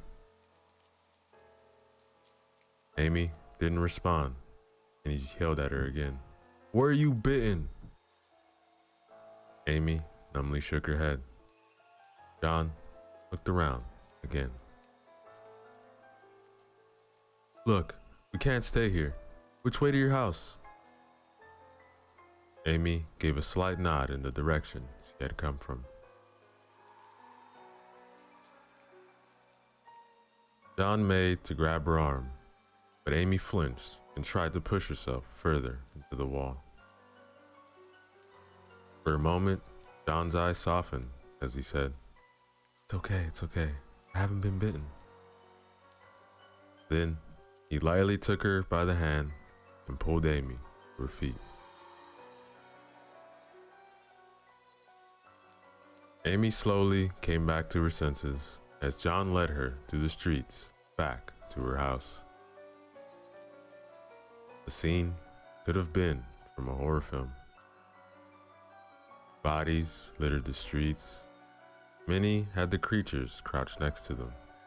The sickening munching sound that could be heard near them almost made Amy vomit. There were cars all over the road. Some had been left abandoned, while others were broken, some overturned, and glass scattered across the street. The houses were the worst. Each house was damaged in some way. Some simply had broken windows, while others had their doors splintered. In all cases, there was one unifying factor: the blood. Whether pooled on the floor or smeared against the walls, in every house, blood could be seen. After a while, Amy finally convinced herself to look at the creatures themselves. All of them had the same vacant expression. Their mouths twisted into a snarl, and they had hideous wounds that left a trail of blood in their wake. One of the things stumbled towards the two, but John raised his arms and smashed it in the head with his hockey stick. Why aren't more attacking us? Amy asked. There's easier prey about than the two of us. And Johnny grunted, pointing his weapon as a small 10-year-old ran across the street. Amy stopped and watched in horror as a child was suddenly swarmed by 5 of the things. A few blood-curdling screams of terror could be heard before the same sickening munching. John pulled her hand, signaling that they needed to start moving again. Amy zoned out again, allowing herself to be led around, only speaking when John asked her for direction. She only came to her senses when John stopped. Looking around, Amy realized they had arrived to her house. That was when Amy saw the front window was smashed in and the front door was still wide open from when the girl had run out through it. Amy moved behind John in fear, remembering what had happened to her parents. John made a disgruntled sound before dropping Amy's hand and throwing his rucksack to the ground as he grabbed the frying pan, which was strapped to the side, gave it to the terrifying girl, saying, "Look, use this to defend yourself." Amy then whispered something which he couldn't make out. Turning to her, John, so she could say it again. "Look, I can't go back there. I left him to die. I left my mom alone with that thing." John turned his back to her, saying, "Tough. I need some help and we need to get at some things in your house. So look, face your fear and follow me." With that, John walked towards the entrance. Amy stood still, trying to decide what to do. She could run again. She had a weapon now, and she knew how to kill the things. But this man had saved her. He was helping her now. Could she just leave him to go in there alone? As Amy struggled with the decision, her father ran out of the door. John raised his stick again, only for Amy to instinctively grab it to defend father. The boy quickly shook her grip off, but it was too late. The man lunged at him, mouth open, ready to clamp down Prey's neck. John was quick though, and managed to get his stick between himself and his attacker. The two tumbled to the ground, the father's teeth centimeters the boy's neck. Amy watched as the two rolled around on the ground where the man pinned John beneath him, arching its back and baring its teeth, ready to bite the boy.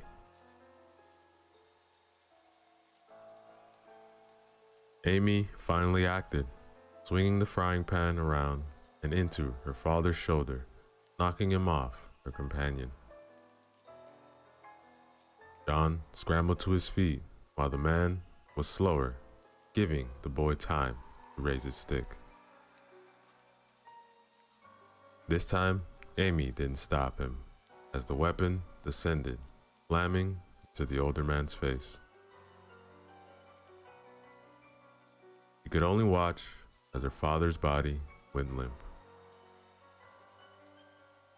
Collapsing to her knees, Amy stared blankly at her dad's face that was fixed for all eternity, a blank snarl. Eventually, she clambered to her feet, looking over at John, who was bent over, trying to catch his breath. Thanks. Amy's state of mind was chaotic. Lots of thoughts jostled for supremacy. Before John tapped her on the shoulder, dragging her back into reality, he said, "We're not done yet," said, walking inside, aiming following, weapon raised. Upon passing through the doorway, the two companions saw Amy's mother. She was in a terrible state. Multiple bites could be seen all over her body, probably due to her struggles. Possibly the hardest to look at was her face, where a bite had scraped the skin away, leaving only a mess of blood and bone. The blank eye settled on the pair, and the unusual snarl appeared. Amy started to freeze up again as the memories of the morning all came flooding back. Her mother's cries, her boyfriend's face before he died, her father attacking her. John slipped behind her, laying a comforting hand on her shoulder. "He's already dead, Amy. It's in front of you, twisted shadow. The only way you can harm her now is allowing that thing to continue to walk the earth. So, do the right thing. Kill it yourself." As if responding to John's words, the mother lurched forwards, her movement hindered by the wounds she had received. Amy moved forward and raised her frying pan. But she couldn't do it. How could she harm her own mother? Thankfully, Amy was suddenly tackled to the ground. Twisting over, she saw the man that had started all of this was now crouched over, ready to bite her. Acting on instinct and using reflexes she never knew she had, Amy brought the head of the pan between her and the attacker's mouth. As she pushed her arms out, pushing the thing's head away, only to have her right arm grabbed and pinned to the floor, sending the frying pan sliding away. The strength of the man was incredible. Even his grip seemed like it could snap her, too. Amy began to panic as his mouth came within centimeters of her. So close to her, she could feel its breath. The chunks of flesh she could only assume to be her parents. John's hockey stick suddenly slammed into the creature's chest, sending it rolling away, wheezing. Spinning on his heel, John smacked the head of the hockey stick through the temple of the thing that had once been Amy's mother. John reached a hand down, grabbing Amy's arm and pulling her to her feet. I guess it was too much to ask for you to kill your own mother as a start, huh? That one though, I know you could kill. It was true now that the thing was not almost killing her. Amy felt her anger at the creature rise as she thought of everything that had happened to her parents, to Ben, and to everyone else on the God-forsaken planet. And she blamed it all on the one thing in front of her. Amy took the hockey stick and raised it above her head as she charged forwards, bringing the bloody tip down through the snarling face, driving it back to the floor. But she didn't stop with one hit. Filled with anger, Amy raised the weapon again before slamming it down. Again and again, she struck the corpse even after her hands went numb, even after she couldn't see through the tears, even after the body was no longer recognizable. Then, as she raised the stick again, T-shirt John grabbed it, halting its progress. Amy turned fire in her eyes, but the boy wrapped his other arm around her, pulling her into a tight hug. Remember that feeling. Remember each one of those infected is like that thing. Every time one of them comes near you, remember that feeling and treat them the exact same way. Upon hearing John's words, Amy let go of the hockey stick, beginning to cry to John's shirt. Then, couldn't hold it in anymore. Wheeling away from her companion, Amy crouched down and threw up.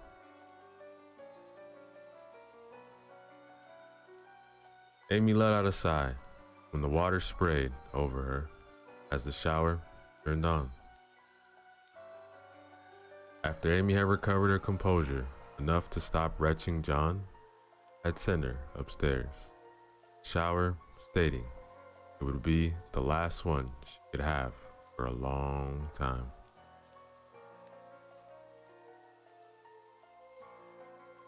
A light banging sound echoed up the stairs. Amy was sure that it was probably John doing something. She lacked the motivation to think of what it could be. Amy wasn't sure how long she stood in the shower. She was just eager to feel anything except this numbness. It was only when she was blasted by cold water that she realized she had used all the hot water. Stepping out of the water, she observed with a grim detachment that her hands still had some blood on them, though she was unable to say who it was.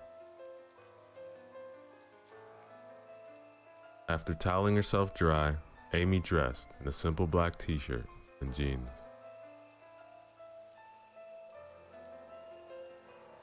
Slowly descending the stairs, she saw John sat by the food cupboards, forming two piles of food.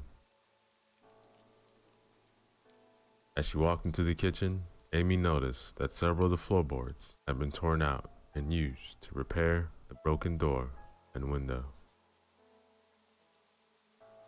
"What are you doing?"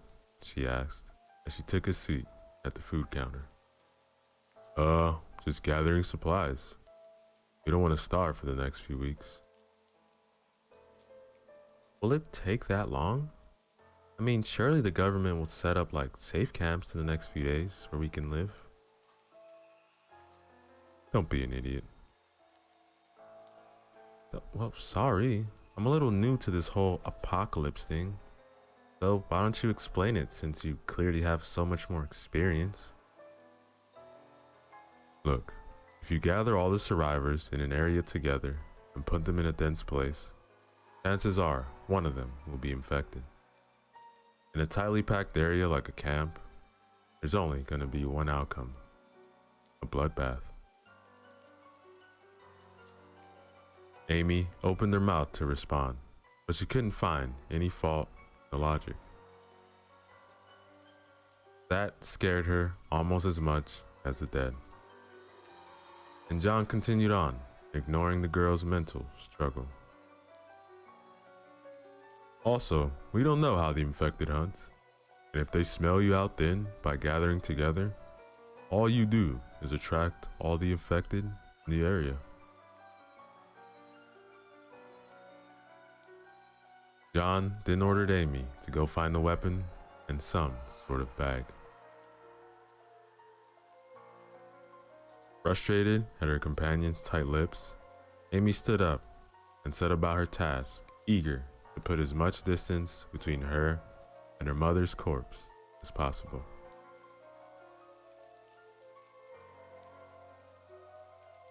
Eventually, her search brought her to the attic. Letting a small smile creep into her face, she had always been scared of going to the attic. Her reasons seemed petty now, considering what was happening outside. The room was dark. The bulb had been broken over 3 years ago, and no one had bothered to change it. From what little she could make out, Amy could see a lot of cobwebs connecting most of the beams. Just as she was about to go back down to John, her eyes fell upon her father's old cricket bag from when he had been caught in his midlife crisis and had decided he was going to become one of the best cricketers in the world, or at least in the town.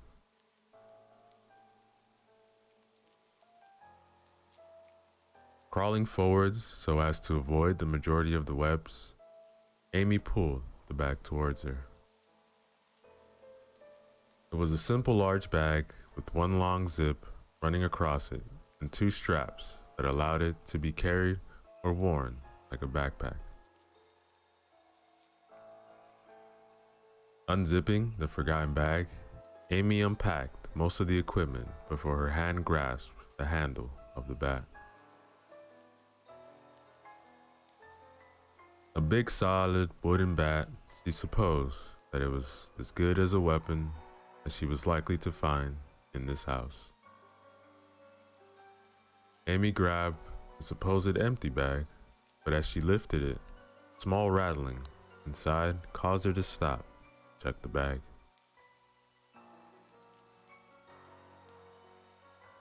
Hidden at the bottom of the bag was a small photo in a frame with a large crack in the glass. Lifting up the small photo, Amy realized it was a family photo taken from a holiday a few years ago. Memories flooded the girl's mind, and tears began to fall, unbidden, down her cheek. "Oh, no, not again," Amy whispered as she tried not to cry. He wasn't going to become the type of person that was always needed protecting. She going to protect herself. Slowly regaining her composure, Amy wiped the tears from her face and placed the picture back into her father's bag before zipping it up and going back to the kitchen.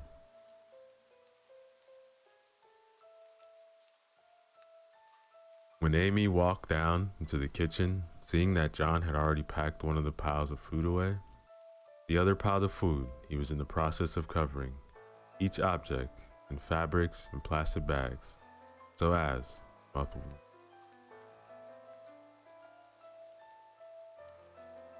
When he glanced up at her, John motioned for Amy to put the bag next to him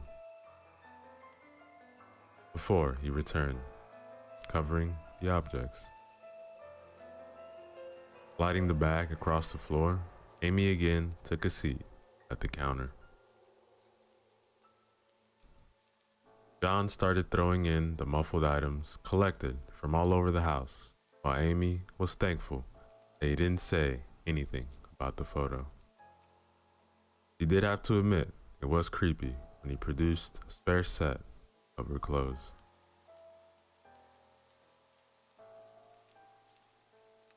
It was 3 o'clock by the time John was satisfied he had stripped the house clean of anything useful. Handing Amy her now full cricket bag as John prepared to leave. Walking over to the door, John quickly used the hammer to pull the screws from the floorboards, blocking the door.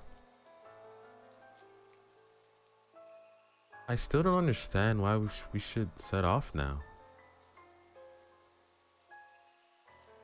Though she was not eager to stay in her house with the corpses, it did seem rather foolish to be setting off now with only a few hours of light remaining. John quickly glanced at her while he picked up his hockey stick and put his hammer in his bag. Look, it's best for now to avoid the most populated areas. It's likely that's where the infected are going to congregate. Over the first few days at least.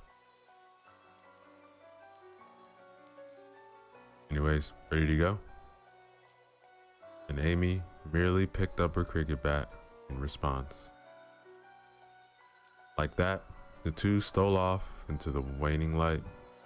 Skirting her father's body, they began to walk towards the edge of town.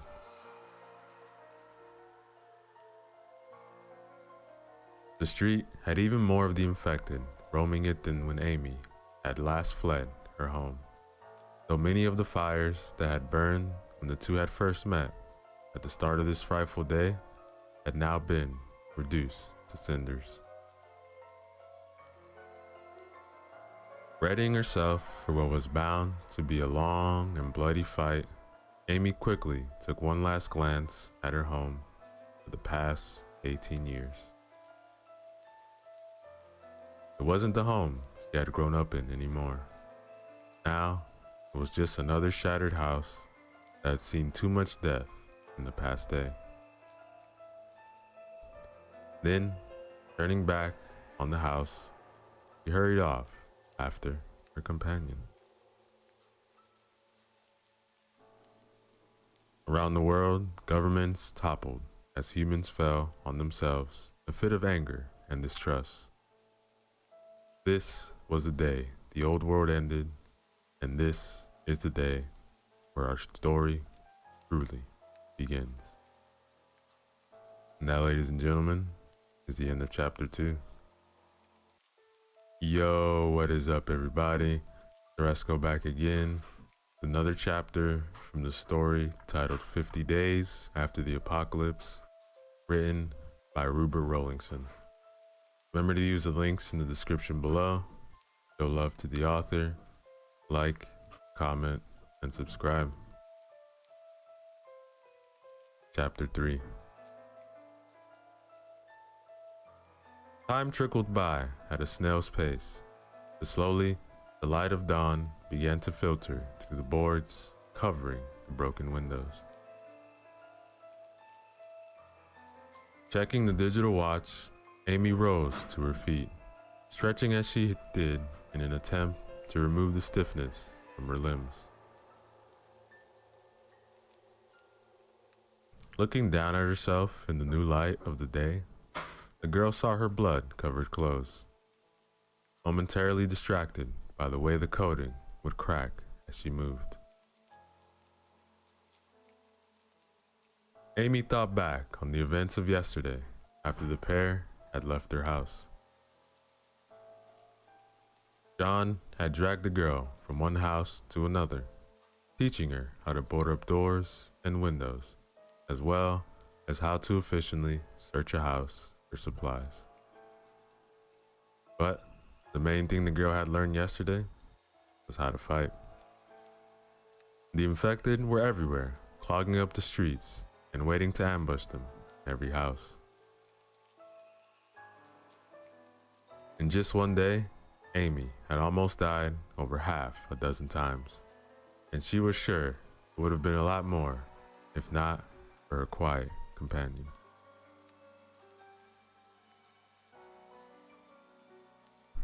Amy's attention drifted over to her companion. Only John's head protruded from his sleeping bag as it rested on a rolled up jumper that acted as a pillow. Filled with envy at the man's restful sleep, Amy looked down at the watch. 6:50. 10 minutes before she was supposed to wake him. After another jealous look at the man, and Amy decided he had enough sleep. Stealthily moving over to John, the girl reached to his side without waking him. While she was sure she would have been killed without him, there was still a part of her that felt the man could have been a little more compassionate. In fact, any compassion would have been nice. Deciding to get a little bit of revenge on her companion, Amy brought her foot back and gave John a light but sharp kick inside. John grunted as he woke up, hands struggling to find the zipper on his sleeping bag, his expression a mixture of anger and shock. If it weren't for the threat of attack by the infected, Amy would have burst out laughing. And after a few good seconds, the man came to his senses. Looking at Amy questioningly, he finally freed himself from the bag. "Time to get up," Amy said in the sweetest voice she could muster, before moving over to one of the upturned chairs and righting it. As she sat down, the girl made sure that her bat was in arm's reach and her chair was pointing in the direction of the door. Shortly after, John followed her, dragging over his rucksack as he mirrored Amy's actions. Rooting through the pack, John pulled out 2 cans of beans, which he quickly cut the lids off with one of his knives. Momentarily confused, Amy looked around for a form of heating the contents before she realized what was about to happen. "You've got to be kidding," he exclaimed in a deadpan voice as John slid one of the freezing cold cans over to her. The man merely smiled at her as he dug out a spork and began to dig through his can. Amy sat there for a few seconds before giving in and asking, "Don't I get one?" John looked at her, a gleam in his eye and a sadistic smile on his face as he said, in a sickly sweet voice, "Sorry, I only packed one." Amy had to restrain herself from kicking him again as she looked down at the congealed contents of the can. Honestly, it looked like sick and it didn't smell much better. But a sudden grumble from her stomach settled things for her. Slowly lifting the can to her lips, Amy poured a quarter of it out towards her mouth. Maybe half of the falling beans actually landed in her mouth. The rest fell onto her t-shirt and legs, adding another color to the blood-stained clothing. Amy gagged at the horrible taste of the food as she struggled to swallow. Amy tried 2 more times to eat from the can, before John mercifully handed her another spork. They ate in uncomfortable silence. Amy's mind was filled with questions, but she could not ask them. As they finished their respective cans, John set about packing all the items they had left spread around the room. With that finished, he handed Amy her pack before slinging his own onto his shoulders, picking up a hockey stick. As the two approached the door, they stood silent for a moment, longing to see if they could hear any affected. Satisfied for their momentary safety, the two moved their barricade out of the way and silently stole out of the house and into the streets.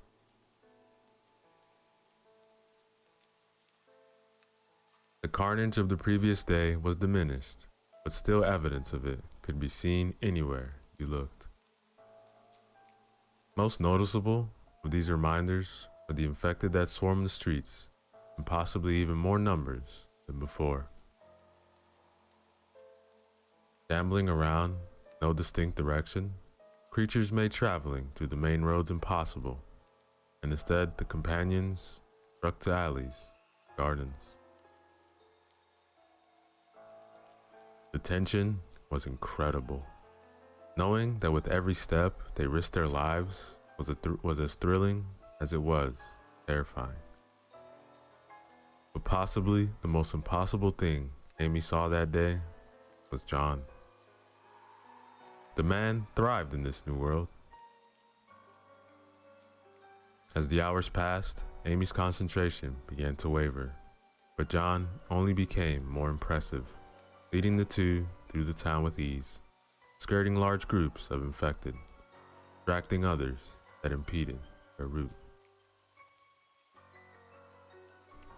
Amy felt her respect for the man increased with every step he took. This would not last. It was long past midday, and the pair had begun to look for a safe place to make camp for the night. Then they heard it. The screaming and yells for help. Amy immediately made after them, believing her companion would follow her. It was human, after all, to want to help those in need, wasn't it?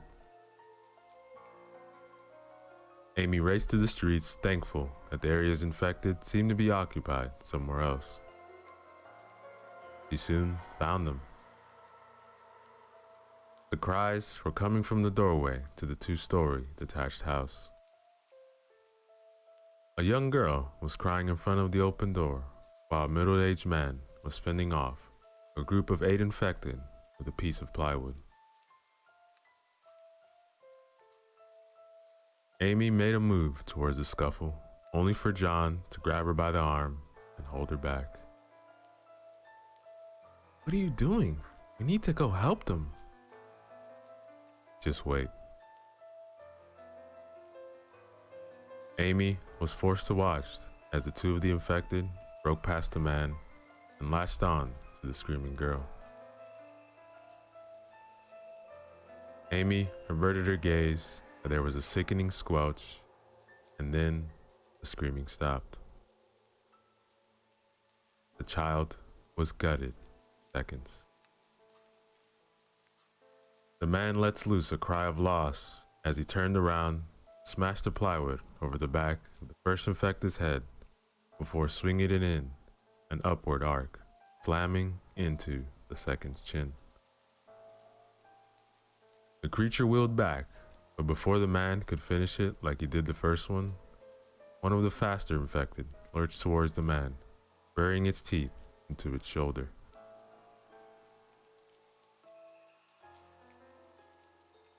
John quickly lets Amy go and pressed a button on his watch. Then he calmly walked past his companion and asking, "Shall we save him then?" As if he was asking for her to go for a walk. But Amy brushed off her worry. Instead, she was focusing on the infected as she charged in to the back of them. The first one didn't see her coming and was an easy kill.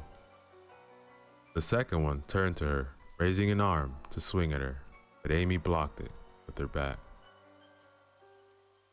Again, Amy was forced to marvel at the strength of the infected as the bat was almost driven from her hands. Almost. Amy used the block to push forwards and throw the monster off balance. Before it could recover, Amy brained it. Using the brief respite Kill offered her, Amy looked around to see John had killed 3 of the infected, leaving only the one that had killed the girl and the one that had bitten the man.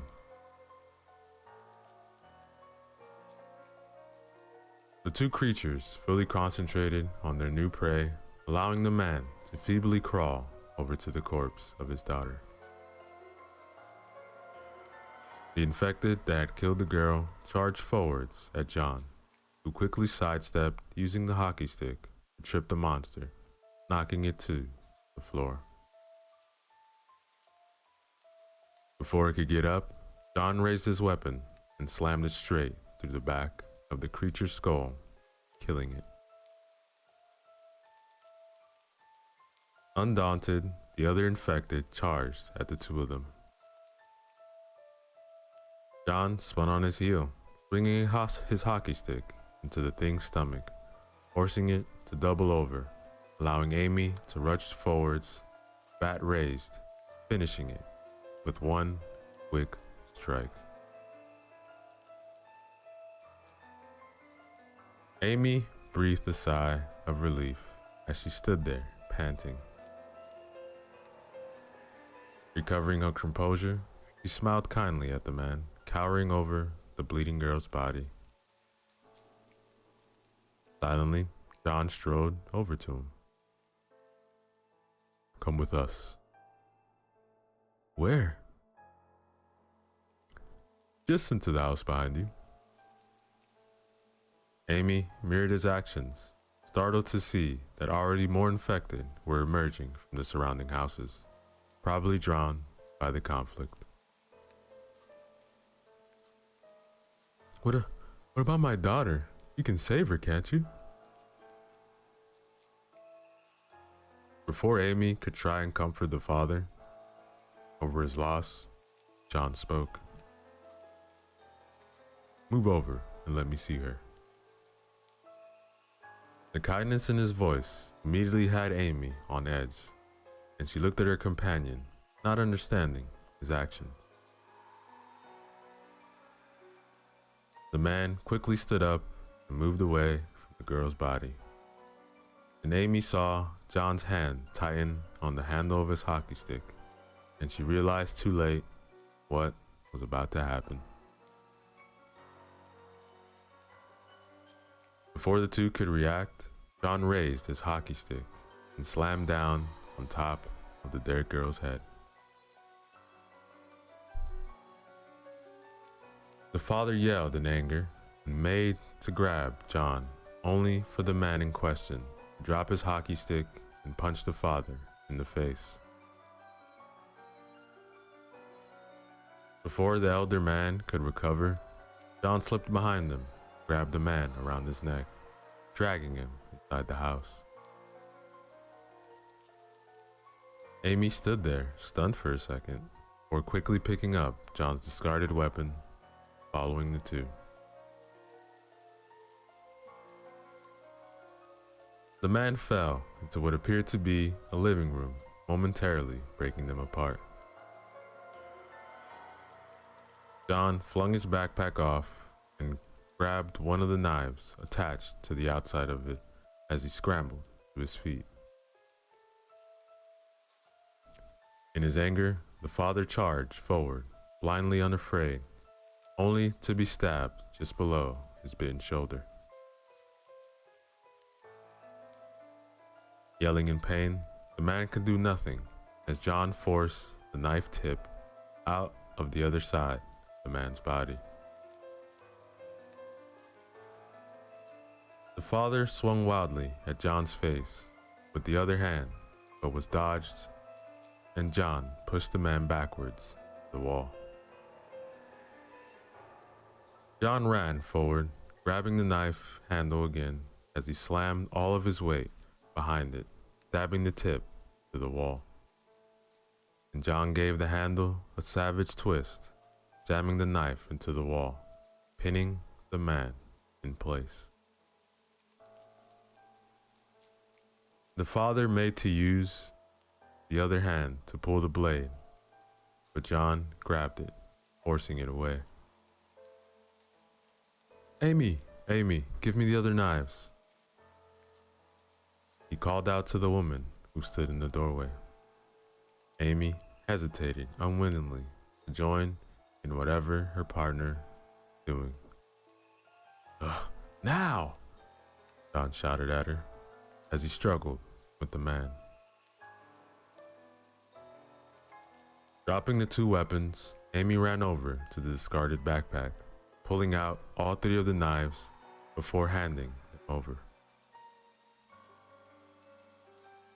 Amy watched as John took each one of them and stabbed the man in the same place on his other arm and one through each of his legs, just above the feet, giving each another twist to hold them there. Finally satisfied with his grim work, John moved away, riding one of the upturned chairs or taking a seat facing the man. Amy, go make sure the house is safe. Normally, Amy would have yelled at John not to order her around, but right now, she was all too happy to get the hell out of that room. The next 20 minutes, the girl searched the empty house for infected as well as barricading the outer doors and covering the windows. With nothing left to do, Amy grudgingly returned to find the man still vainly struggling to escape the knives. Silently, she strode in, grabbing a stool. She walked over to a corner. As she sat down, the man finally stopped struggling, realizing it was impossible to escape. His shoulders sank and his head dropped. After a while, the man spoke. You said you would save her, you bastard. I did.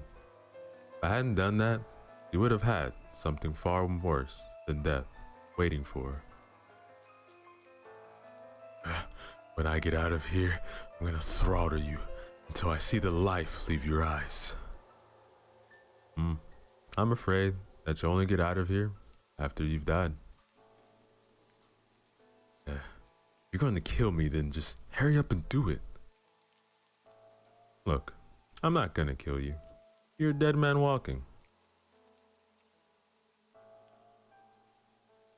Then Amy perked up at that, and she just said, John, can I talk to you for a minute? What did you mean about the bite? Look, bites are how the disease spread. Casting a glance at the pinned man, clearly eager to return his observation, but Amy wasn't done with John yet. So why have you trapped that man? An experiment, really. Amy stood to wait for John to elaborate, but he looked away, not wanting to meet Amy's eyes, as he said, "Look, I'm timing how long it takes for a bite to take over." That's stupid. I mean, you would have had to have been timing him immediately after he was, no? She didn't finish her sentence, and right then, Amy realized what had happened. Unable to stop herself, Amy spoke her thoughts. You waited for him to be bitten. You sacrificed both him and the girl just for your experiment? Yeah, I mean, why waste the perfect chance? The first slap echoed throughout the empty household. The second became more of a thud as Amy clenched her hand to a fist. John's head flew back and he staggered slightly before hitting the corridor wall. You sentenced them to death for your own gain. We could have saved them. You didn't even feel sorry, do you? Aren't you human? Amy, humanity is dead. All that is left are survivors and infected. In this new world, you looked after yourself and only yourself. Do you understand me? Amy looked at John. He had a red handprint on his left cheek, while his lip was cut from the punch.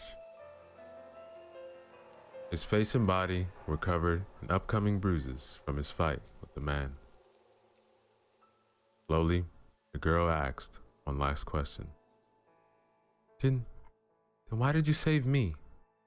In your new world, what possible reason was there to save me? You can't survive alone in this world. You need to sleep and need someone to watch your back.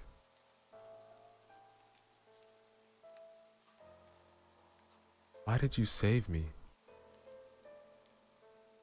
You were the first person I saw.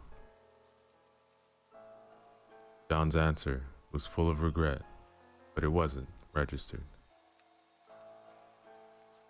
Amy forcefully pulled her arm out of John's grip before walking back into the living room, sitting on her stool, looking at the captured man. John followed a few seconds after her and was tactful enough to pull his seat over to the opposite corner. The man didn't seem to register the two coming back in, or if he did, he didn't do anything about it.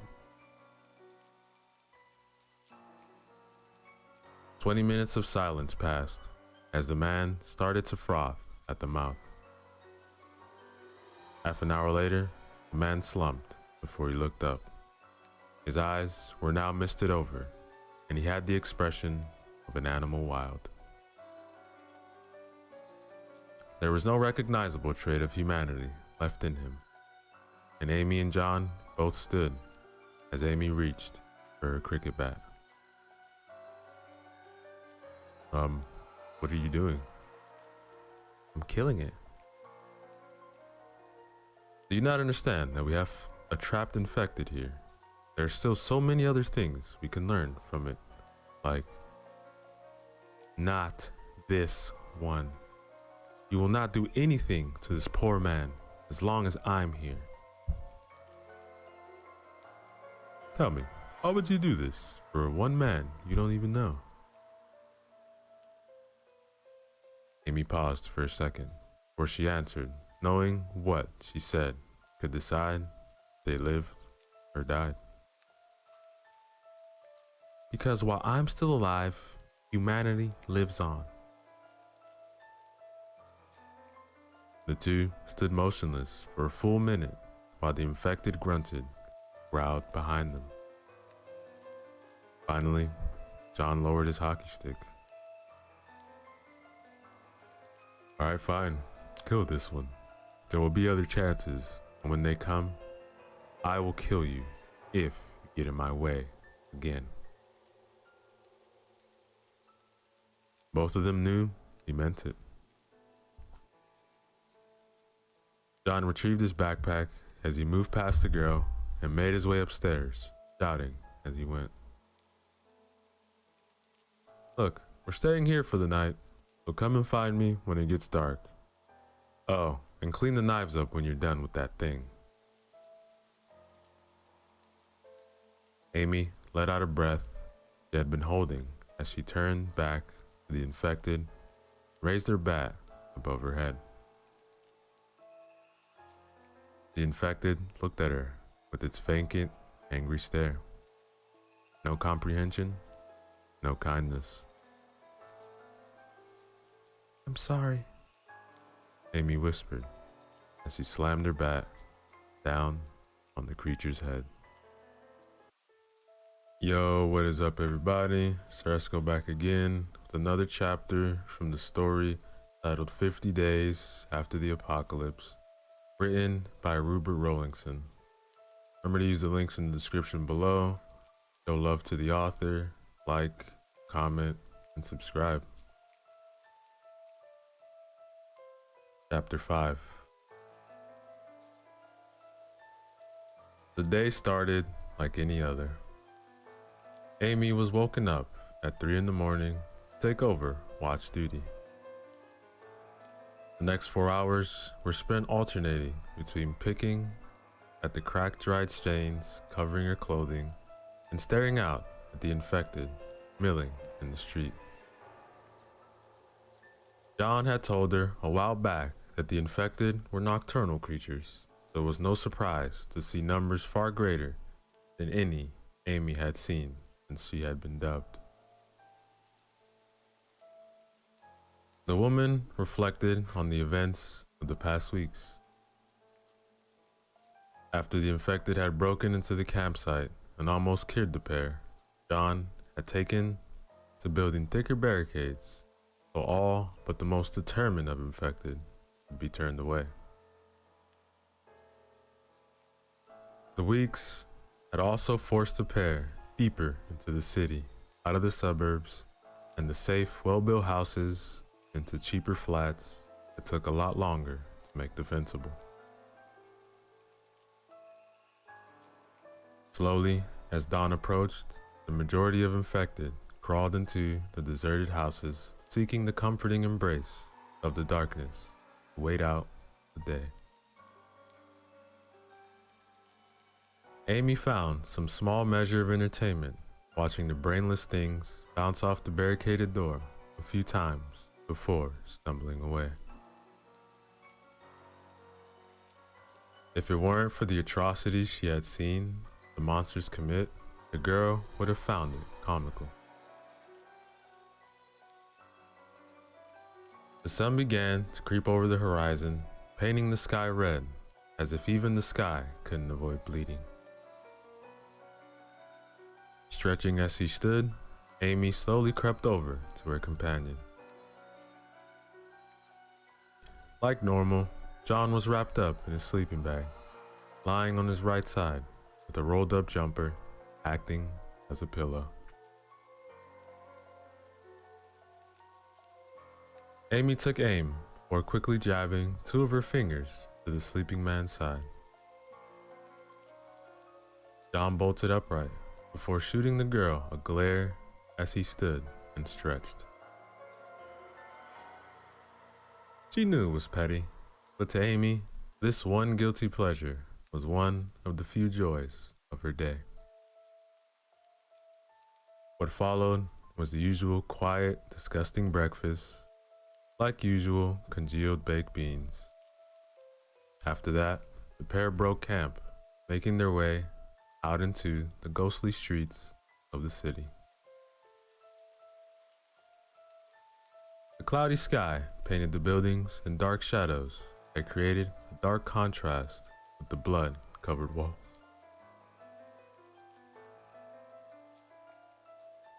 The morning passed without incident, John leading his partner around any packs of infected that braved the sunlight in their search of prey. But in the afternoon, the duo stumbled into a supermarket. Out of fear for their safety, the pair had never ventured into any previous shops where an infected could be hiding around the shelves or in any aisles. This time though, hunger and dwindling surprise drove them forward.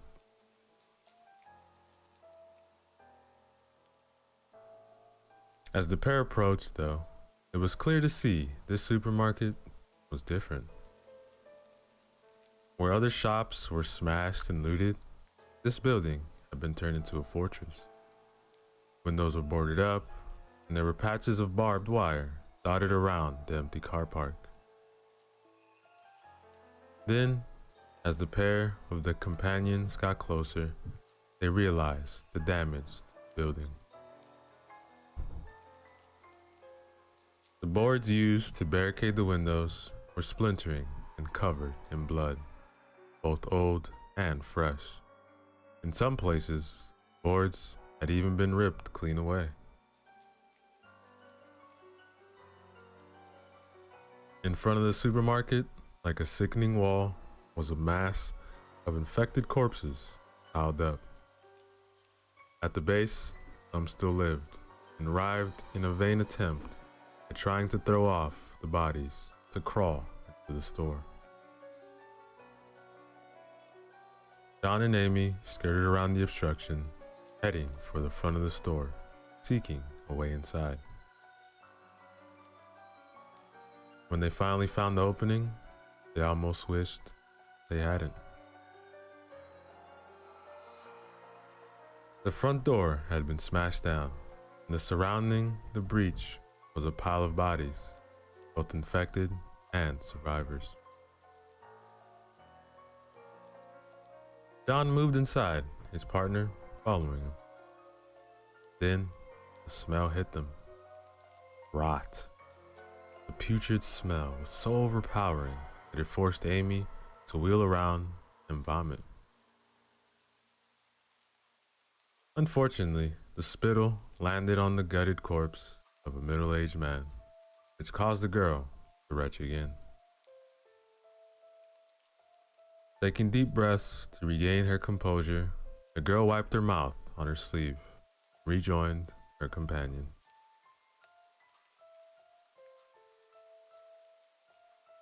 John was crouched next to one of the self-service machines, his pack resting beside him as he peered out into the all-engulfing darkness of the store. Slowly, the teen's eyes adjusted and the horror of the supermarket was revealed. The majority of the shelves had been pushed against the walls as a second line of defense, though there were few left at the back, presumably for storage. The cleared space left was used for sleeping, judging by the sleeping mats arrayed around the area. But Amy didn't see any of this. All she saw were the bodies. Men, women, young, old. They were all slaughtered in some of the most brutal ways imaginable. And the blood was everywhere, pooling on the floors and smeared across the walls. Oh my God, Amy breathed as she unconsciously took a shuddering step forwards towards the carnage. Immediately, John's hand shot out and pulled the girl back down, gesturing with the other hand in motion for her to wait. Slowly, with a slight tremble in his hand, the boy reached out and grabbed an empty can. Catching on, Amy readied her bat and slid her own pack off as John pulled his arm back and threw a can. The object spiraled once and slammed into the opposite wall with a loud clang that echoed throughout the store. Almost immediately, the infected appeared, rising from the carnage, soaked in blood. The 6 of them shuffled forward, dragging lame and broken limbs behind them. Amy couldn't help but observe how badly maimed the creatures were. More evidence of just how hard the fight here had been. Then, John moved. Hockey stick clove through the air, striking down on the closest infected in seconds. The others turned their snarling faces towards the pair, as if angered by the ambush. John didn't even flinch at the sight as he slammed the head of the hockey stick through the teeth of the next infected before braining it on the next blow. Amy leapt into action herself, killing an infected with one swing. The next infected came at her arms, raised, but as the girl brought her bat back to swing, the creature leapt forward, crashing into her. The 2 of them fell on the floor, a mass of flailing limbs in the madness. But Amy managed to jam her weapon between the monster's gaping jaw. The pair of them rolled along the floor, limbs flying around aimlessly in a struggle to gain the upper hand. Finally, the infected managed to pin Amy's hands to her side as it spat out the cricket bat. Amy struggled not to scream as the vice-like grip of the monster crushed her wrists. Before the infected could finish her off, John appeared swinging his hockey stick like a baseball bat into the thing's head, sending it flying. Amy quickly scanned for the next opponent, but was relieved to see her partner had finished them off.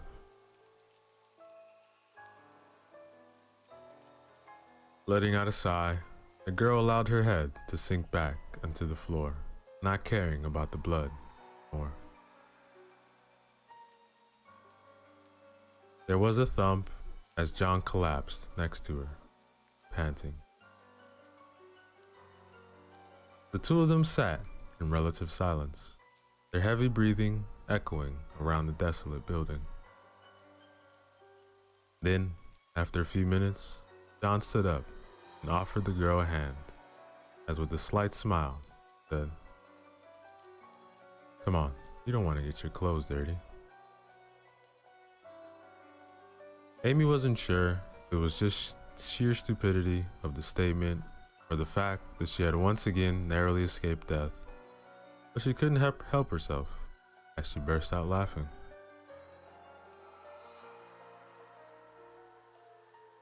After the pair of them had recovered, they went and retrieved their worryingly empty packs before slowly making their way over to the storage shelves. That was when they found it, a treasure trove of supplies, cans stacked on the shelves or rolling on the floor. Bottles of water were piled in one corner, and there were even a few loaves of bread and spices scattered around. The pair lost themselves in their excitement at seeing so much food after weeks of rationing close to starvation. The hours slipped by rapidly as their companions ate lunch and debated over what food to put in their packs.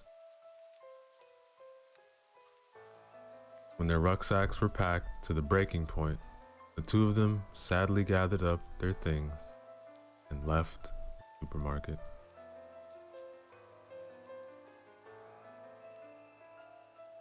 The pair emerged, and immediately they realized their mistake. The road was lit in the dying light of dusk, and the first stars could already be seen in the sky. But the worrying things were that the number of infected stumbling around had tripled since earlier that day. What was worse is that every misty deadeye immediately fixed on the adolescents. "Come on!" John yelled, no longer caring about stealth, and the man ran forwards as all the infected in the street began to close on the pair. Amy chased after her companion as a wall of bodies formed between them and the block of flats on the opposite side of the street. John yelled in anger as he jumped to the fray. Amy followed, swinging her bat wildly at head height, not caring what she hit. She lost track of time, caught in the rush of the fight for survival, a savage grin plastered on her face. Dodging, swinging, sidestepping, Amy lost count of how many times she narrowly avoided death by her hair's breadth, and she danced out of reach at the gnashing teeth, grasping arms. Suddenly, her companion appeared at her side, bleeding from several cuts, and his left arm hung lamely at his side. "All right, get ready to run," John yelled, as in one fluid movement, he slid his pack down, working arm, and flung it onto the masked infected in front. The monsters were forced back as the heavy bag punched in its way through its free space behind. Amy didn't need any prompting as she sprinted through the quickly closing gap and into the closest building. John followed hot on her heels, scoping up the pack as he passed.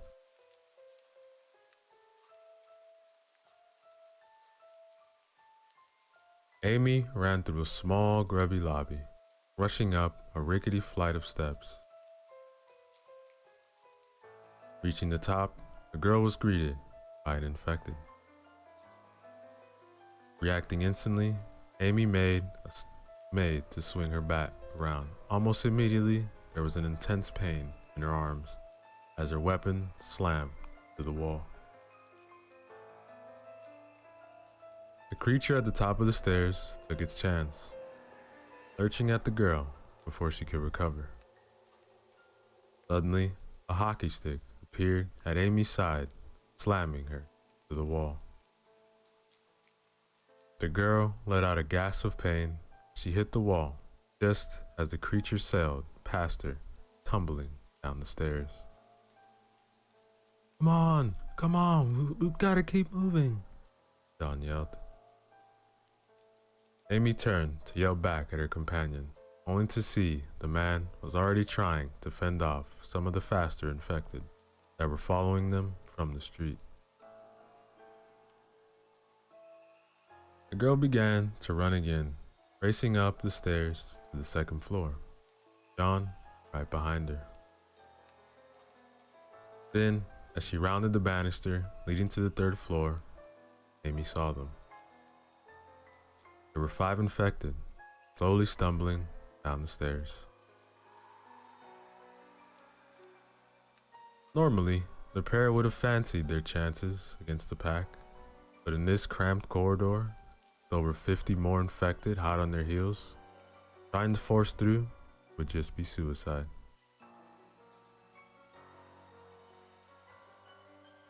John let out an angry growl as he turned the corner to find a corridor came to an abrupt end. There was no window to break through, only one heavy door on the right wall. Running up to it, the man gave a few desperate pulls of the handle before giving up, casting his bag to one side. Amy, hold him off," John yelled. Amy, and he began to slam his lame shoulder against the door in an effort to break through.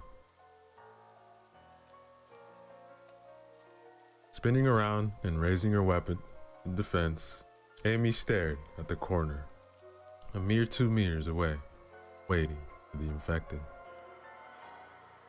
He didn't have to wait long. Their hands came into view first. Blackened in dry blood, they grabbed and clawed around the corner. Then came the rest of the body.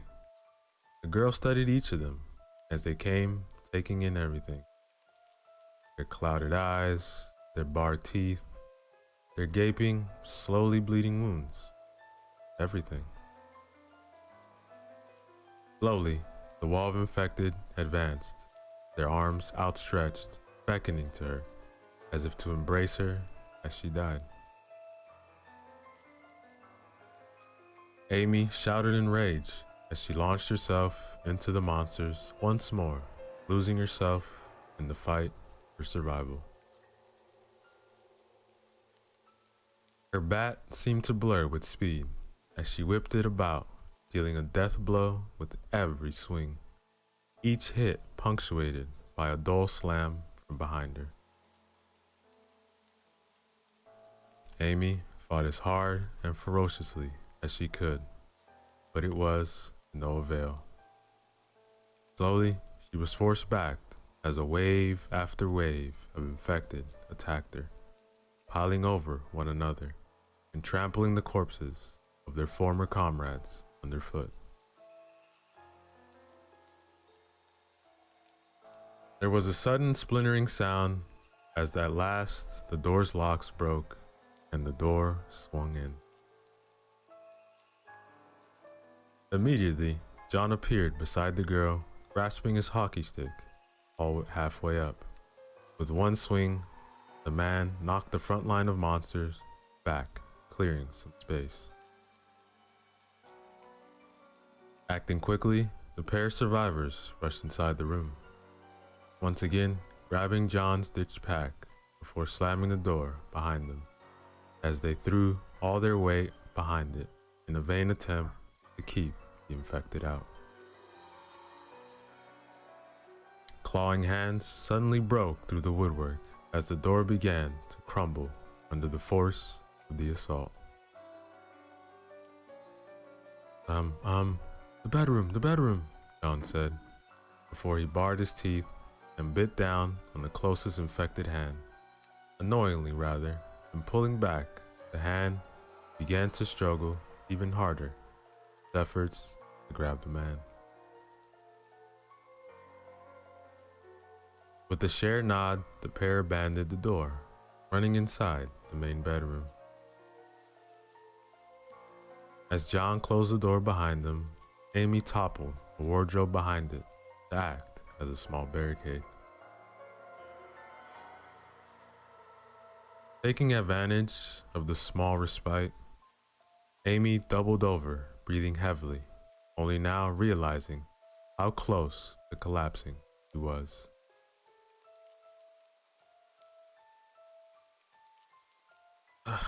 My arm. The girl looked at her companion as he spoke.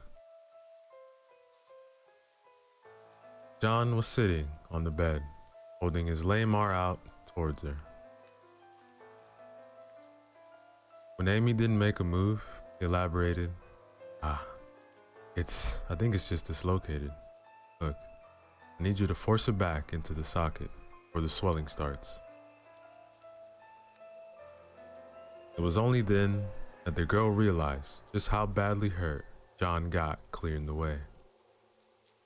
Cuts covered his body, and his t-shirt was little more than shreds now, though thankfully there were no visible bite marks.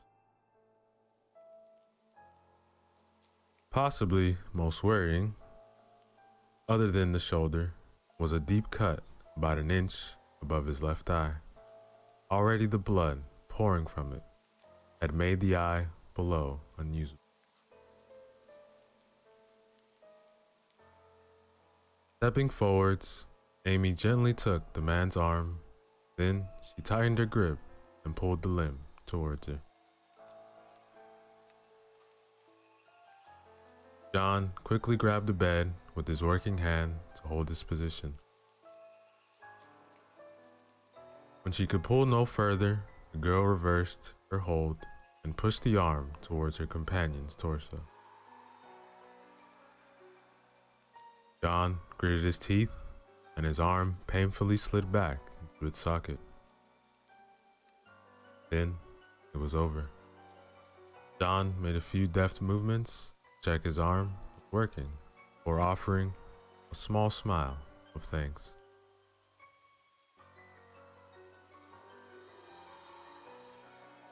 The peaceful moment was shattered as the door began to shudder as the infected began to slam against the final barrier between them and their prey. Reacting immediately, the pair shouldered their backsacks, and readied their weapons. Any bright ideas, John? John was casting about the Red Room, looking for anything that could be used to save their lives. There was a terrifying crunch as the first of the bloodied hands broke through the woodwork. Come on, John, there's no rush, Amy said sarcastically. Adrenaline once more was coursing through her system as all her senses strained to reach their peak. Then, John's eyes fixed on the window. Follow me, John said, already running to the window as more hands broke through the quickly deteriorating door. With a smash, John broke the window and raced out onto the balcony, Amy out on his heels. Letting out a triumphant yell, John saw what he had been hoping for. The building next door had a balcony 1.5 meters away. Not wasting any time, the man threw his backpack and hockey stick over before jumping up onto the balcony railing. Without hesitating, John leapt the gap, tumbling onto the adjacent building. Amy quickly followed suit, tossing her bag and weapon over before quickly hopping up onto the railing. Then she did the worst thing possible. She looked down. Below was a small alley separating the two buildings. Packed inside were the masses of infected scrambling over each other like maggots, their blank, vacant eyes staring up at the girl. A wave of vertigo hit her, causing Amy to grab onto the wall to stabilize herself. For a moment, she stood there, entranced by the sight. Hurry up! John's yell broke her out of her trance as she once again set her sights on the opposite balcony. But now, the gap didn't seem like 1.5 meters. Now, it felt like miles separated her from safety. Amy took one last steadying breath as she bent her knees. Suddenly, there was a crash, and the sound of wood snapping as the bedroom door was torn to pieces, and the infected got in. Instinctively, Amy looked back mid-jump, slipping slightly on the railing. The girl flew through the air, leaving the chasing infected behind. But there was one clear thing. She wasn't going to make it. Amy outstretched her hands, desperately trying to grab the opposite balcony. Time seemed to slow, and despite of all the noise around her, Amy couldn't hear a thing as she watched the ledge of the balcony rise above her hands, and she knew this was it. This was how she was going to die. Then a hand wrapped around her outstretched wrist, bringing her descent to a bone-jarring stop. Time sped up again as noise returned to her world. Amy hung there like a puppet with all but one of its strings cut. Her feet hung just out of reach of the infected below as they snarled at her angry. Their prey was so close, yet out of reach. A second hand wrapped around their wrist as slowly as the girl was pulled away from the monster. Looking up, Amy could see John's face contorted with the effort of pulling his companion up. But there was something else. Something Amy had never seen John show before. There was a trace of terror tinged in his features. Before she could think about it anymore, the girl was pulled up over the side of the balcony, collapsing on the floor in a heap with their savior. That was John was saying before he was cut off as Amy wrapped her arms around him, and for the first time since day zero, cried through his shirt. John sat there stunned for a moment before his features softened and he slowly slid his hands behind, hugging the girl back. Amy didn't cry for long as she quickly reined in her emotion. With a slight movement, she indicated she was ready to move, and the two survivors separated and gathered their things.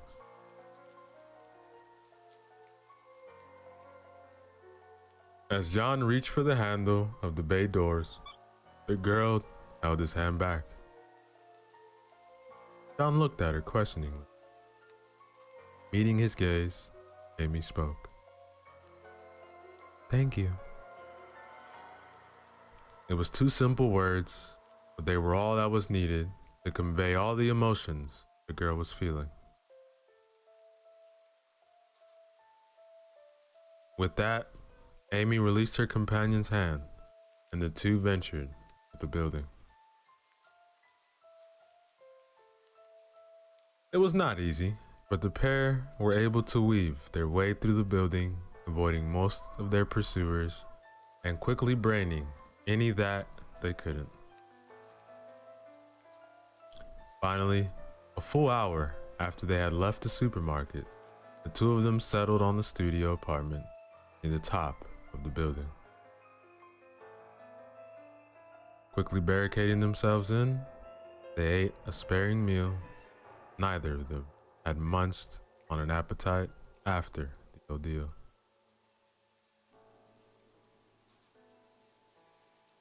Amy jumped out of her skin at every little noise, panic close to driving her insane. Quietly crawling over to a wall with the view of the barricaded door, the girl, as she propped with her back against the wall, her legs curled up and back clutched tightly in her hands.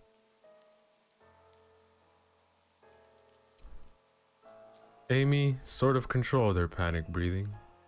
Her vision focused solely on the door as the dark monsters of her mind began to claw at Amy's very sanity.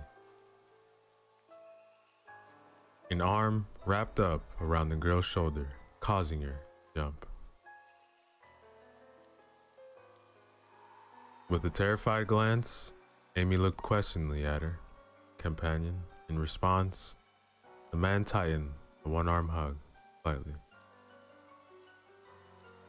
"Don't worry. For tonight at least, I promise I'll protect you." John's words were simple, but for some reason, they worked. Amy physically relaxed, limply holding her bat in one hand, and the rest of the girl's body collapsed against John, as all the exertion Panic of the day hit her. As her eyes fluttered in a vain attempt to remain conscious, Amy realized she had laid her head on John's right shoulder. And that, ladies and gentlemen, is the end of chapter 5.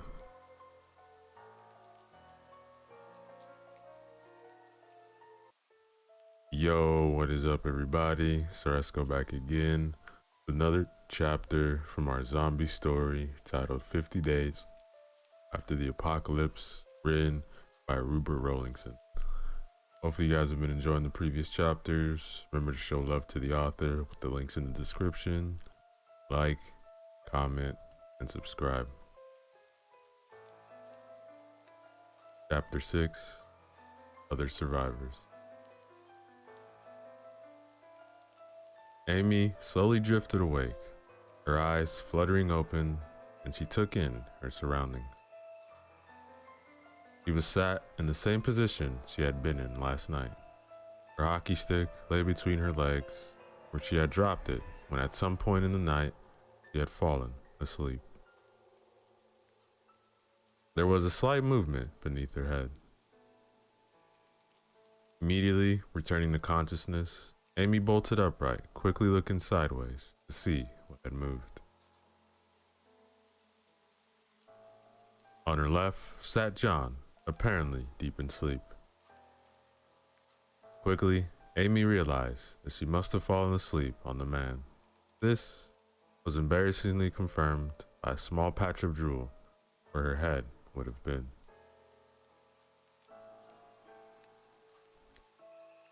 As she became more awake and the memories of the previous day returned, the girl couldn't help but stare at the peaceful face of her companion.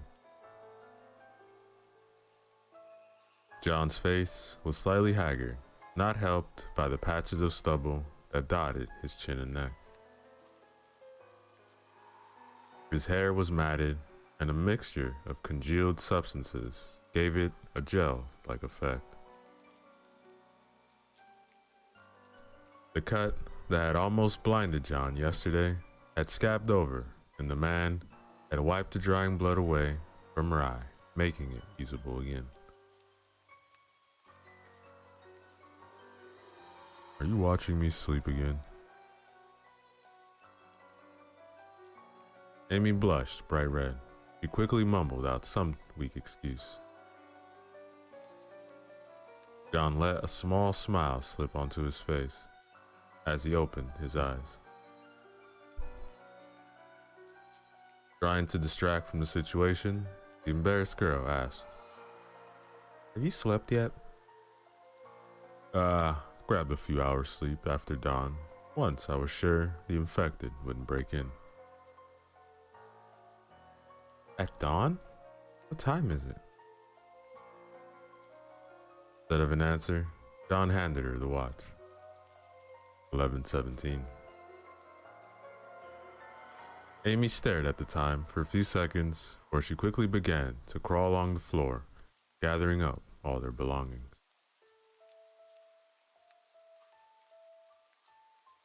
What are you doing? Well, we have to get moving. We need to search for... Amy trailed off as she remembered what had happened yesterday, before the desperate fight. Her eyes darted over to the bulging packs stuffed to the brim, the supplies the pair had raided yesterday.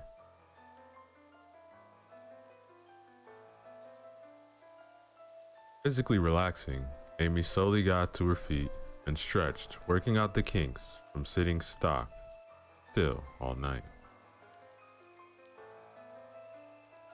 John made to follow her, but as soon as he stretched, his left shoulder flared with pain, and his right hand immediately shot to it.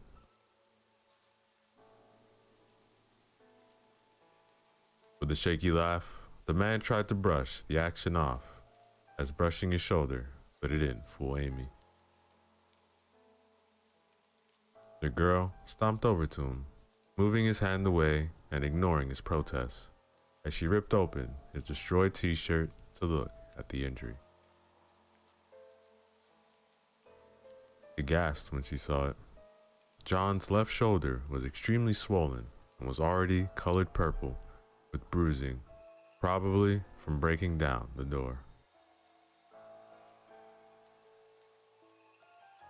Swatting his hands away, the girl pulled the scraps of clothing off the man. Close to half of John's body was covered in bruising, and a particularly bad patch over his right ribs suggested a broken bone, too. John, we need to get you to... What, huh? To a hospital? Don't be an idiot. I'm fine. And with that, the man stormed over to his pack, rooting through it to pull out his spare t-shirt. However, as he made to put it on, John found that he couldn't lift his arm any higher than shoulder height.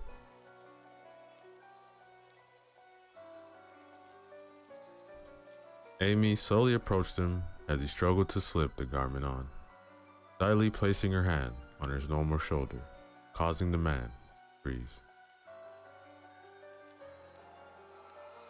Let me. The girl's hands slid across John's battered body, delicately taking hold of his left arm.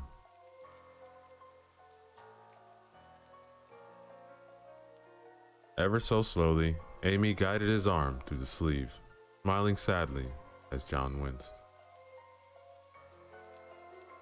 Then, the man's hand slid out of the sleeve, but the woman didn't move away.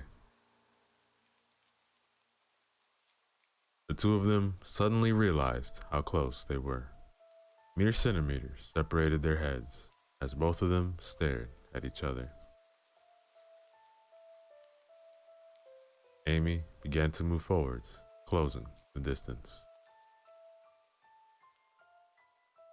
There was a sudden bang as an infected knocked into the door, as it stumbled into the door as it patrolled the corridor. The teenagers quickly separated, the light tinge of red decorating both of their features. John coughed as he looked back at his companion. We should probably get out of here. Find a safer place to set up camp.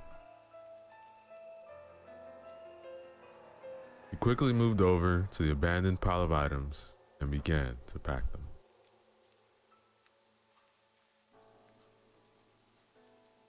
Amy didn't respond as she silently set about the task. Within minutes, all their stuff was packed and the two were ready to leave, choosing to forego breakfast. Quietly as they could, the two of them unbarricaded the door and set off to the body of the building and out to the bloody streets still littered with the infected corpses.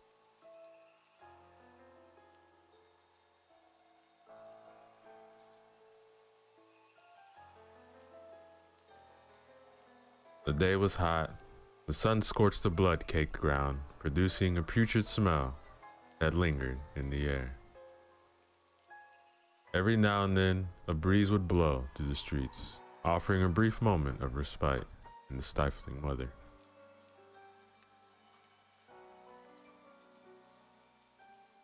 The infected were hardly to be seen as they sought the cool darkness of the buildings in an effort to protect against a quick decomposing rate.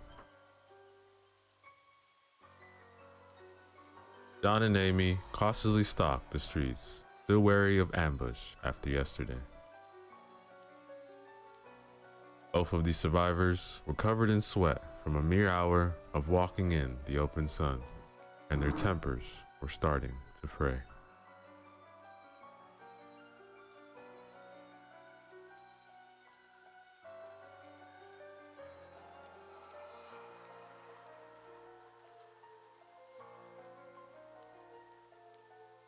That was when a scream of pain and terror echoed down the street.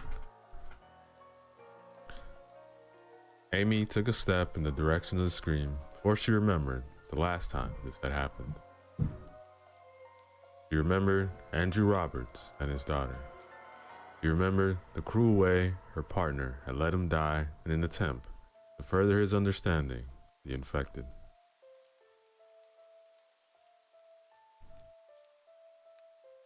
Amy glanced at their companion. She could see the same thoughts were going through his mind.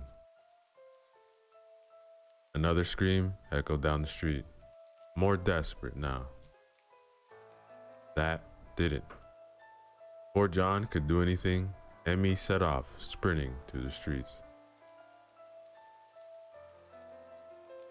It took her 2 minutes to reach a tall building, at least 15 stories high, from which the screams were coming from.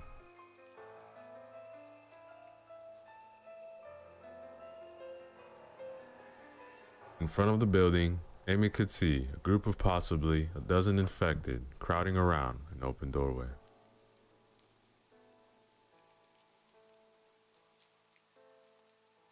In front of the doorway stood a boy about 14 years old, armed with a plank of wood, trying to keep the creatures out.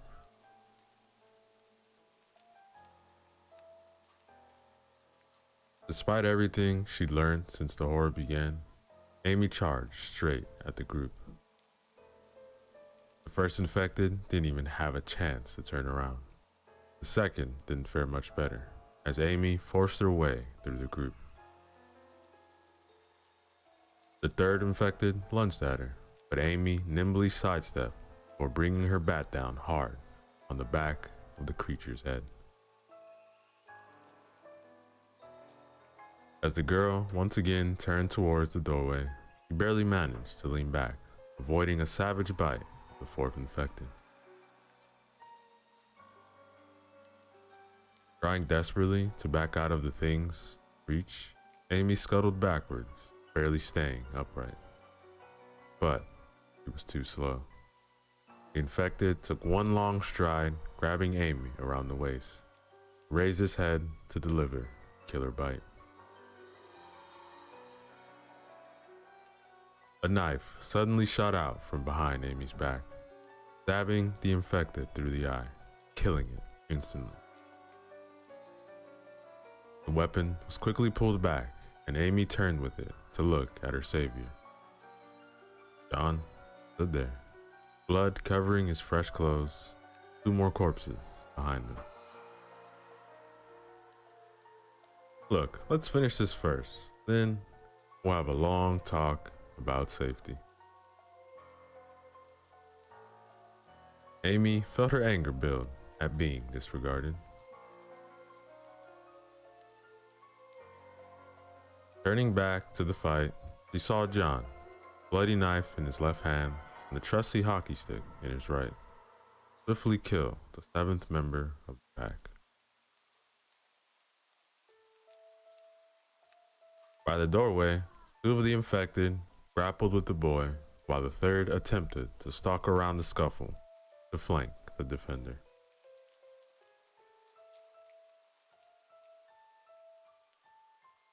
Another echo screamed out the doorway. As Amy watched, the boy swung his plank sideways, knocking his 2 attackers off their feet, dealing with them the 2 swift strikes before turning to the 3rd.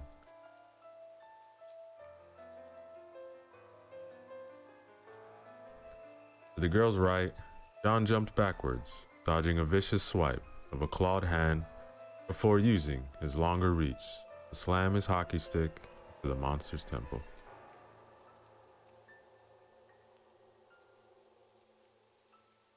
An animalistic smile crept onto the man's face as he watched the creature collapse to the ground, like a puppet that had its strings suddenly cut.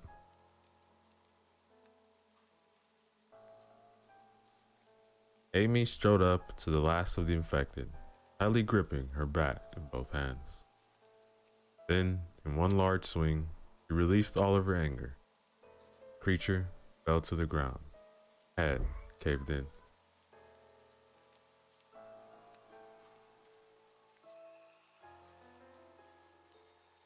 Taking a minute to catch her breath, Amy slowly turned to face the doorway, studying the boy. He was stood just inside the doorway, still holding his large wooden plane. He had short black hair and was quite tall for his age, nearing 6 foot perhaps, already taller than Amy. But what caught her attention was his eyes. They were the eyes of someone who had seen and done terrible things. The eyes of someone who was dead inside. They were the exact same eyes as Amy's companion. Another scream broke Amy out of her thoughts as John began to speak. "Look, we're here to help. Let us inside before the infected overrun the place." It was a command, not a question. Amy was about to reprimand John, for she heard the characteristic shuffling of feet and turned to see 3 more infected around the corner. The boy hesitated for a moment before nodding and motioning for the 2 to follow him inside. John followed, weapons held, ready. Taking one last look around, Amy ran inside the building after them, eager to avoid another fight.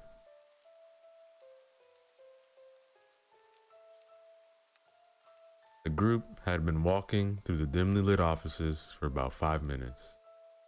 The strange boy silently leading, with Amy and John following a few footsteps behind. As another scream from further above died away, John started to talk to Amy, quietly so the boy could not hear them. "That was foolish. Not only did you run towards a place you knew infected would be, you also charged into a large group. Almost got yourself killed. Were you even thinking?" Although he was whispering, it was clear how angry John was, and Amy refused to back down. "I was thinking." "Then tell me, what thought could have possibly led you to be so stupid?" The girl got angry. She knew John was right. She knew she had risked both their lives to save someone they had never met. But there was no way she was going to let him call her stupid. "Look, I feared the devil behind me far more than the monsters in front." A pained look crossed the man's face before his usual mask went up. Then, just as John was about to respond, the boy opened the door to the office from which the screaming was coming from. The office was relatively empty, except for a few scattered papers and the door to the adjoining office. Next to the wall was a small oak desk that in the old world would have been very expensive. Now, though, it was just a useful piece of furniture for an unnamed boy to use as a barricade.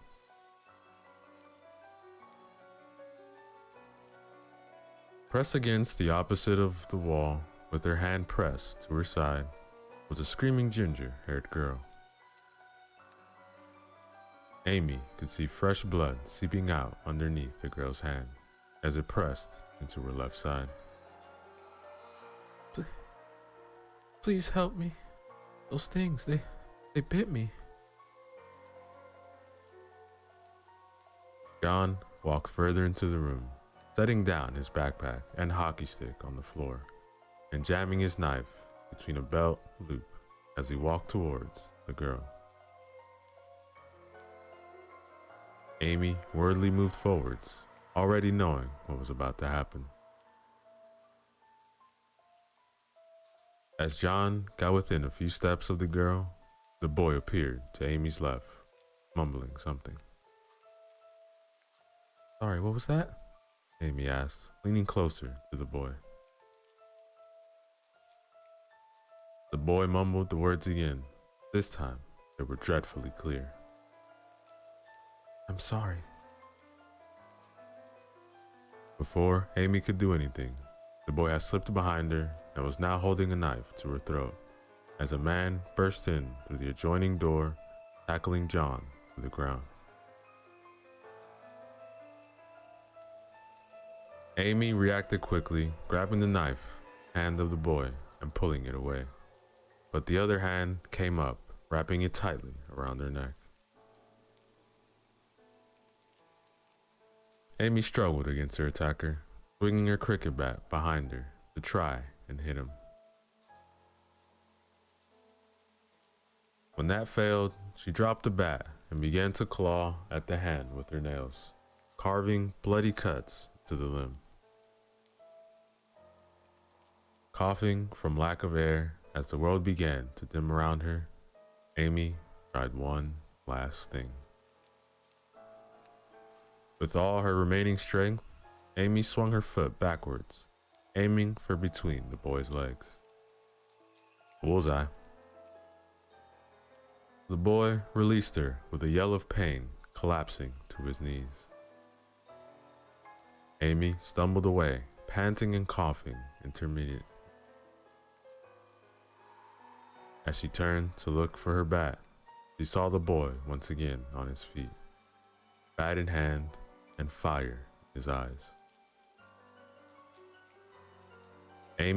Before Amy could do anything, the boy swung the bat, catching her on her chin and knocking her out. And ladies and gentlemen, the end of our chapter. Yo, what is up everybody? Let's go back again. Another chapter from the story titled 50 Days After the Apocalypse, written by Ruber Rollingson. Remember to use the links in the description below. Show love to the author. Like, comment, and subscribe. Chapter 4. The next morning was spent in a tense silence. The actions of the previous day weighing heavily on both of the companions' minds. After quickly eating breakfast, the two of them packed up their sleeping bags, unbarricaded the door, and made to leave. All of them, same silence. The duo walked down the stairs, and John set about removing the second barricade on the front door. As she stood in the hallway, waiting, Amy could only help but look over at the man's crumpled body. It remained unchanged from the sad position it had fallen in yesterday after she had removed John's knives. Pausing for a moment. Yo, what is up everybody? It's your boy Ceresco, back again with another short horror story for you guys. This one is titled The Wishing Well, written by Craig Roshek.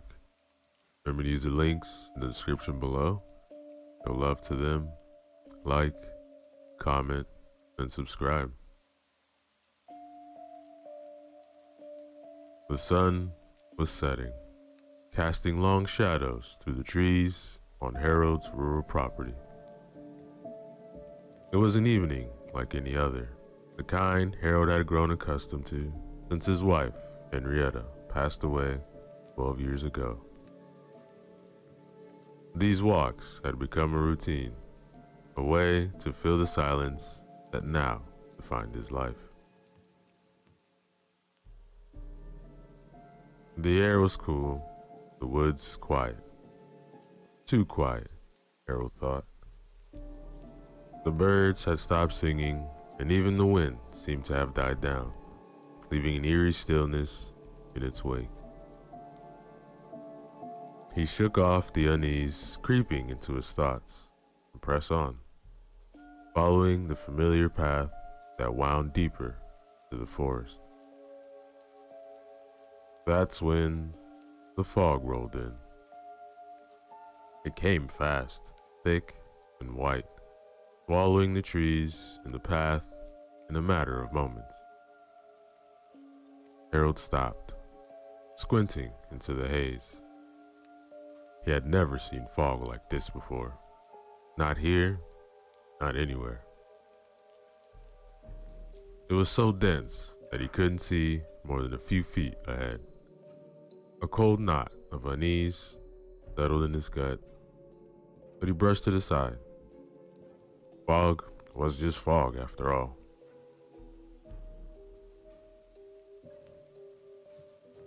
He kept walking, slower now, his steps more cautious. But as quickly as it had appeared, the fog began to lift. Harold blinked, disoriented.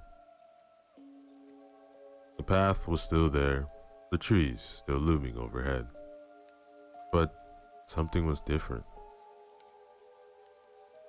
A clearing had appeared where there hadn't been one before. In the center of that stood a well. Harold stopped in his tracks. The well was old, made of crumbling bricks, with a rusty pulley system and a frayed rope hanging down to the darkness below. He knew this forest like the back of his hand, and he was certain there had never been a well here. It didn't make any sense. He approached it cautiously, his instincts screaming, turn back. But his curiosity had got the better of him. Peering over the edge, he saw nothing but blackness.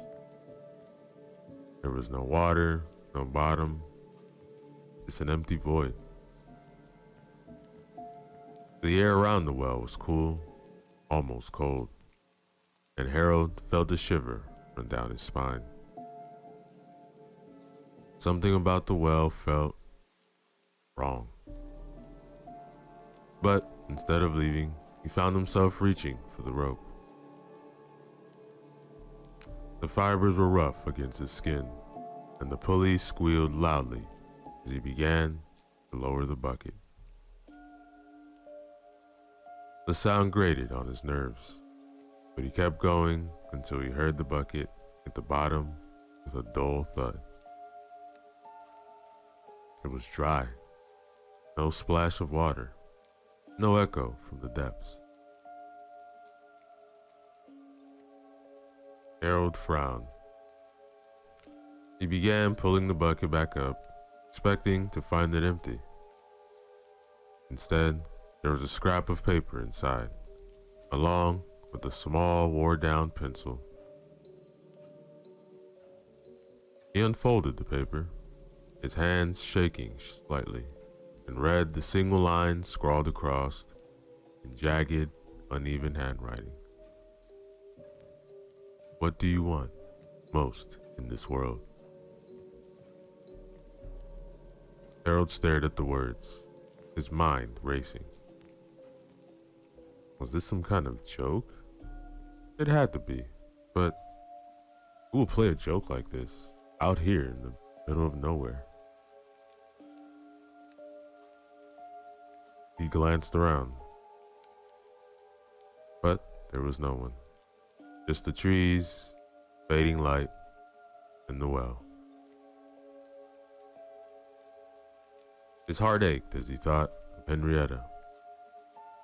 It had been 12 years, but the pain of losing her hadn't dulled. If anything, it had only grown sharper with time. He missed her more than words could express. Without really thinking about it, Harold flipped the paper over and wrote his answer on the back. I want to see my wife again.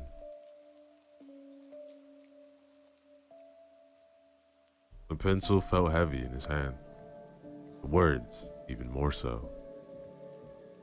What was he doing? This was ridiculous. And yet, there was a part of him, a small, desperate part, that clung to the hope that maybe, just maybe, something would happen. He put the note back in the bucket and lowered it to the well. The rope slipped through his fingers. Halfway down, the bucket dropped suddenly, the rope going slack. Harold's heart skipped a beat. Had he broken it? But the tension returned, and he pulled the bucket back up. When it emerged from the darkness, Harold's breath caught in its throat. Next to his own words, a single response had been added, hastily scrawled in the same jagged script. Tonight. He stared at the note, his mind struggling to process what it meant. Tonight? Was this some kind of sick joke? But who could have done this? And how?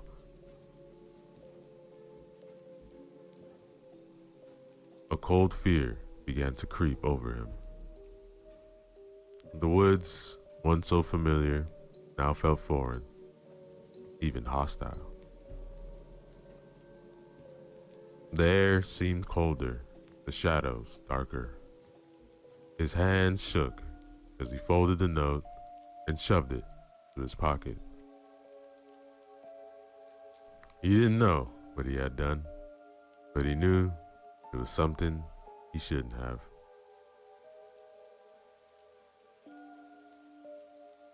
The walk back to his house felt longer than usual. The trees pressing in on him from all sides. He couldn't shake the feeling that something was watching him, following him through the woods. When he finally reached his front door, he nearly was out of breath, though he hadn't been walking any faster than usual. Inside, the house was as quiet as ever. He lit a fire in the fireplace, trying to chase away the chill that had settled to his bones. But he couldn't get warm, no matter how close he sat to the flames. He kept thinking about the note, the word tonight echoing in his mind.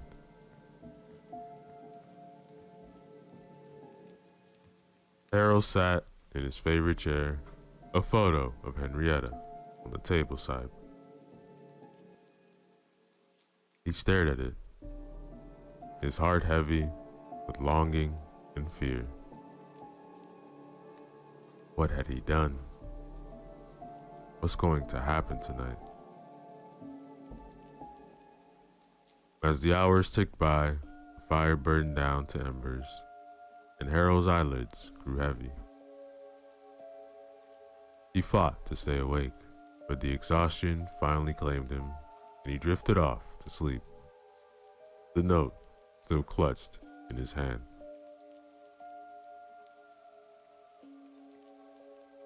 It was the knocking that woke him, sharp and insistent. Harold jerked awake, disoriented, fire nearly out. He frowned, trying to shake off the lingering fog of sleep. Who will be knocking at this hour? He checked the clock, 3 a.m. The knocking came again, this time, and Harold's heart began to race. He stood up slowly, his joints protesting, and moved toward the door. As he approached, he saw a shadow through the frosted glass, a figure standing just outside. A figure that matched Henrietta's height. Harold froze, his breath catching in his throat. He looked down and saw, through the gap under his door, a pair of shoes. Henrietta's shoes. The one he was buried in. Panic surged through him. This wasn't right. This was not natural. The knocking grew more insistent, and then he heard a voice. A voice that was unmistakably Henrietta's, but wrong somehow. The words were short, stilted, and forced through what sounded like cracked, dry lips. Harold, open the door. Harold's blood ran cold. He backed away from the door, his mind racing. He wanted to see her again, but not like this. Not like this. He had to get out now. Moving as quickly as his old legs would allow, Harold made his way to the back of the house, through the kitchen and down into the cellar. His hands trembled as he fumbled with the latch on the cellar door. Finally forcing it open and stepping out to the cold night air. From the shadows, he could see the front of the house, the figure still standing at the door. His heart pounded in his chest as he tried to get a better look. For what he saw filled him with horror. It was Henrietta, or what was left of her. Her skin was pale and stiff, with the unmistakable sheen of embalming fluid. Her movements were jerky, unnatural, as if she were a puppet being pulled by invisible strings. Her eyes, oh, those beautiful eyes that he loved so much, were gone, replaced by dark, hollow sockets. Harold's stomach turned. This wasn't his wife. It was something else. Something that had taken her place, using her body like a grotesque mask.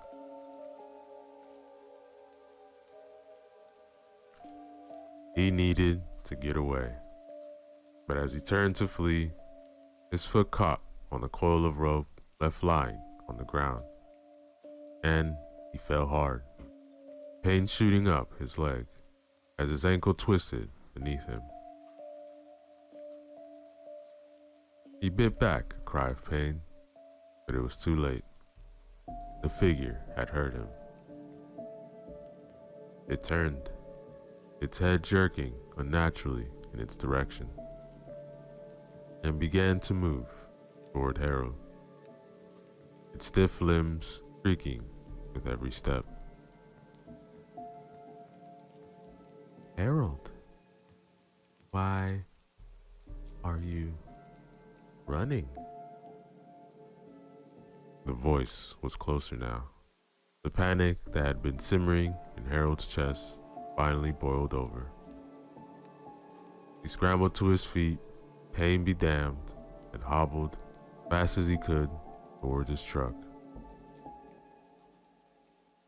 But when he reached it, he realized with a sinking feeling that his keys were still inside the house, right where the thing that used to be his wife was now standing. His breath came in short, panic gasped as he backed away from the truck, knowing he had no choice but to run. The figure, Henrietta's corpse, was moving faster now, a low, guttural cry escaping its throat. Harold turned, fled into the woods, his twisted ankle throbbing with every step. He didn't know where he was going, only that he needed to get away. And as he limped through the darkened forest, the well's presence loomed in his mind. It had caused this. Maybe it could stop it too. Harold pushed through the underbush, his breath coming in ragged gasps. Every step sent a sharp pain shooting from up twisted ankle. But he didn't dare slow down. The woods, once familiar and comforting, now felt alien, the shadows deeper and more menacing. And behind him he could hear the relentless pursuit. Henrietta, or what was left of her, rustling through the trees, her stiff jerky movements growing louder as she closed the distance between them.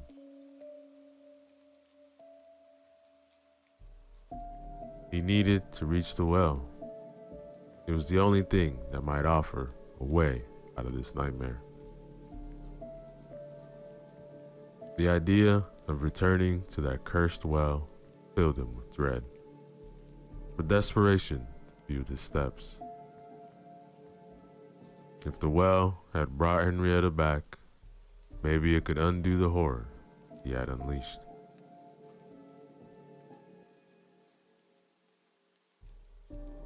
Finally, after what felt like an eternity, Harold stumbled to the clearing.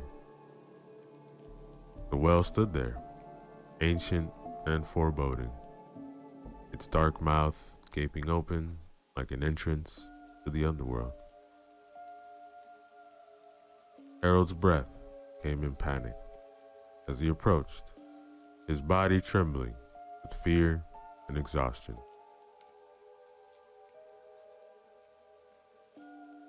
The bucket was already on its way up, the rope moving as if pulled by unseen hands. Harold's heart pounded in his chest as he grabbed the rope, helping it along. Through his hands were slick with sweat.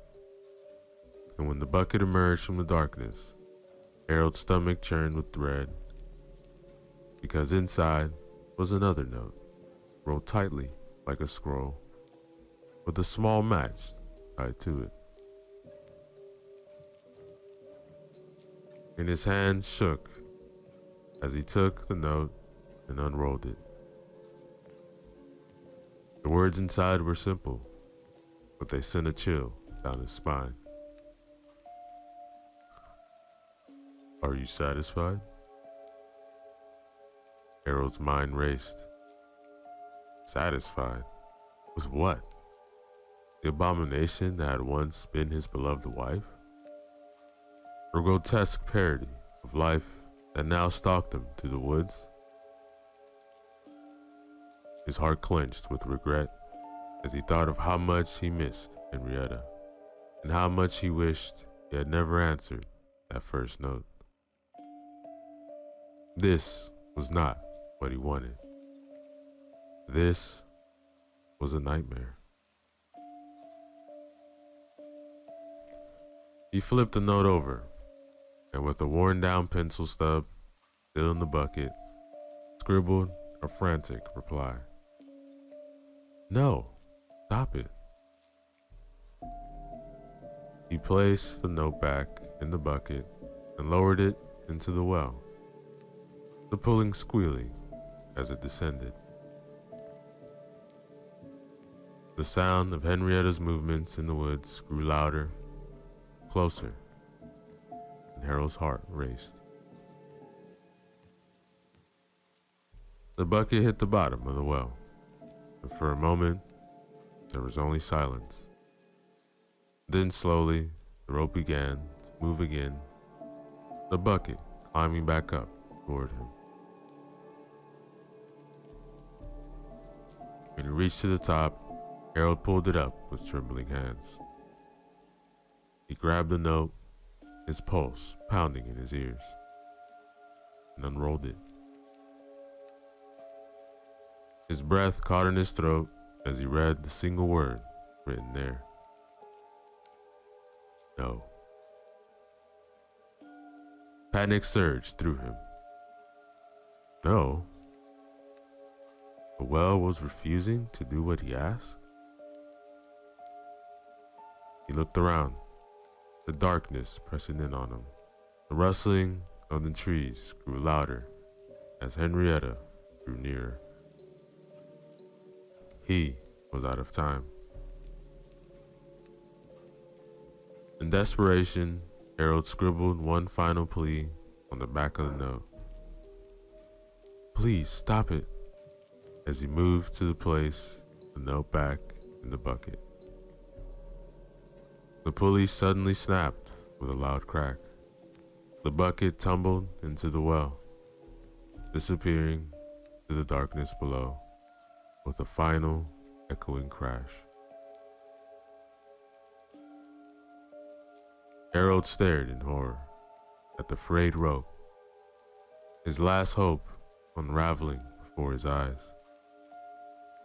The well was broken, the bucket gone.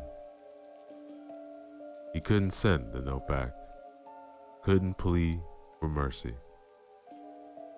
He was trapped with the thing that had once been his wife closing in.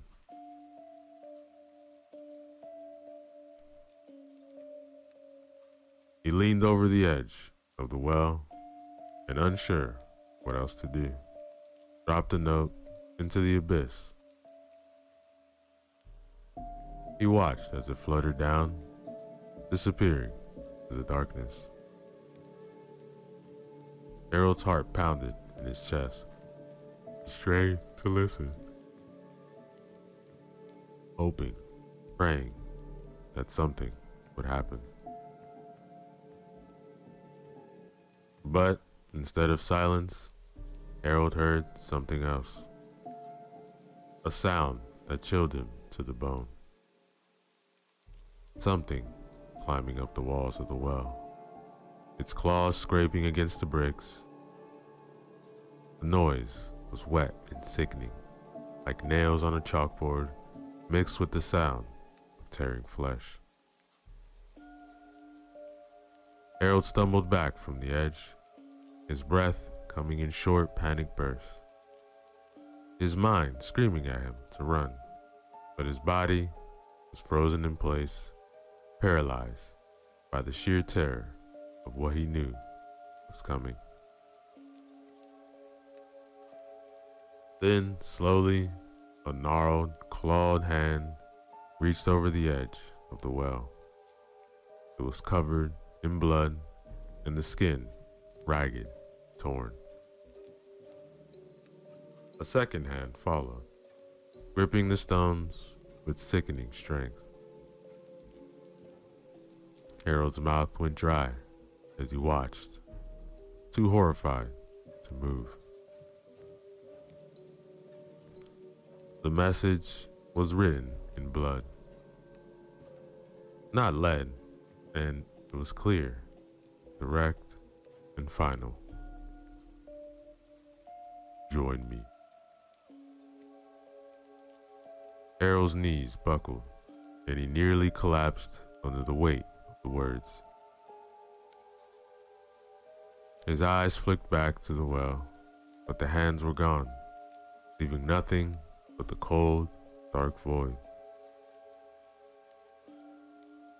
The sound behind him made his blood run cold. The rustling had stopped and replaced by the slow, deliberate footsteps of his wife's corpse as it drew closer. Harold's heart pounded in his chest, the word join echoing in his mind like a death sentence.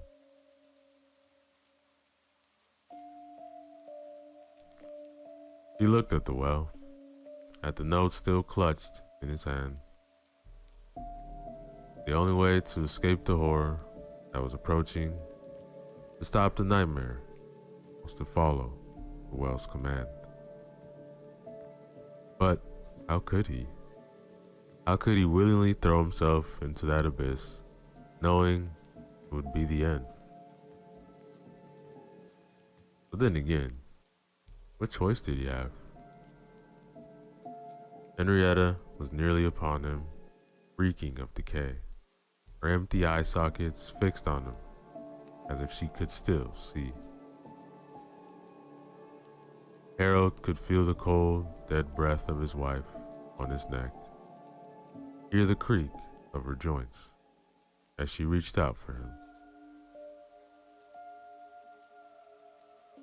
Out of options, Harold climbed onto the edge of the well, his body trembling with fear and pain.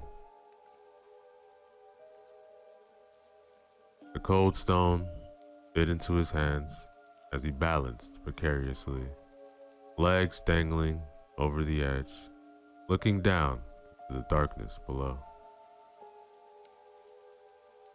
He didn't want to die, but he didn't want to face whatever was coming for him either. His mind raced, searching for any other solution, any way out. But there was nothing. Nothing but the well, the darkness, and the hands that had written those final damning words.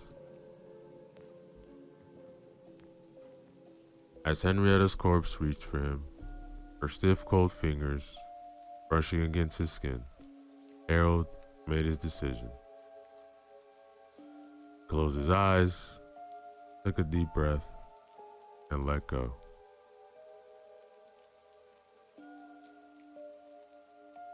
For a brief moment, he felt weightless, the wind rushing past him as he fell into the abyss. But then the impact came hard, fast, his body slamming into the sides of the well as he tumbled down. He felt bones break, skin tear, and then the cold, hard bottom met him with a final, thickening crunch. Pain exploded through his body, his limbs twisting at awkward angles as he landed on the shattered remains bucket. Pieces of wood embedded themselves in his flesh, and for a moment, he was sure he was dead. But it wasn't over. Not yet. Harold found himself still conscious, breathing with great difficulty, lying in a cramped cold space at the bottom of the well. He tried to move, but every part of his body screamed in protest. He was alive, but barely. Before his eyes could adjust to the darkness, he heard it. A soft rustling, like paper brushing against the brick walls as it descended to the well. The sound grew louder, closer, until a rolled up note struck him gently on the shoulder and fell beside him. Tied to it was a single match. Harold's hand shook as he reached for the match, striking it against a rough stone. The tiny flame flared to life, casting flickering shadows on the cold, damp walls. With trembling fingers, he unrolled the note and squinted at the words written there. On one side, in the same jagged script as before, was a question that had started this nightmare. What do you want most in this world? For a brief moment, hope flickered in Harold's chest. Was this another chance? One last opportunity to change his wish? To alter his fate? He looked around frantically, searching for something to write with. But the well offered nothing. No pencil, no lead, nothing at all. He scrambled at the bottom of the well, his hands searching desperately the nub of the pencil he had used before, but came up empty. Panic welled up inside him as he realized he couldn't change his wish. He was trapped. As the match burned lower, threatening to scorch his fingertips, Harold's eyes caught sight of something written on the opposite side of the note, in a handwriting he all knew too well. It was Henrietta's, the loops and swirls unmistakable, though the letters were jagged, almost illegible, as if penned by stiff, numb fingers. She had written a single word in response to the question of what she wanted most in the world. Harold. Just then, what little remained of his match burned out, plunging him back to darkness, and the wave of primal terror washed over him as he heard the sound he dreaded the most. The slow, deliberate scraping of another body clambering down the walls of the well. Stiff and doll-like in its movements, Henrietta was coming for him. The sound grew louder, closer, as if the very walls of the well were closing in on him. Harold's heart pounded in his chest, his mind screaming at him to escape. But there was nowhere to go. The darkness pressed in from all sides, suffocating him as he heard his wife's stiff, cold limbs scraping closer. Harold could do nothing but listen to the relentless approach of Henrietta's corpse. Her movements slow but deliberate. Harold, he rasped one final time, her voice a twisted mockery of a woman he had loved. Then, with one final sickening thud, everything went still. For a moment, in spite of his pain, Harold sat in silence, paralyzed with fear. After what felt like an eternity had passed, and just as he mustered the courage to so much as draw another breath, a bony hand shot out of the darkness, wrapping itself around his neck, and Harold screamed and screamed. Above, the fog began to rise once more, thick and impenetrable. When it later faded, as quickly and as naturally as it had arrived, the well had vanished with it.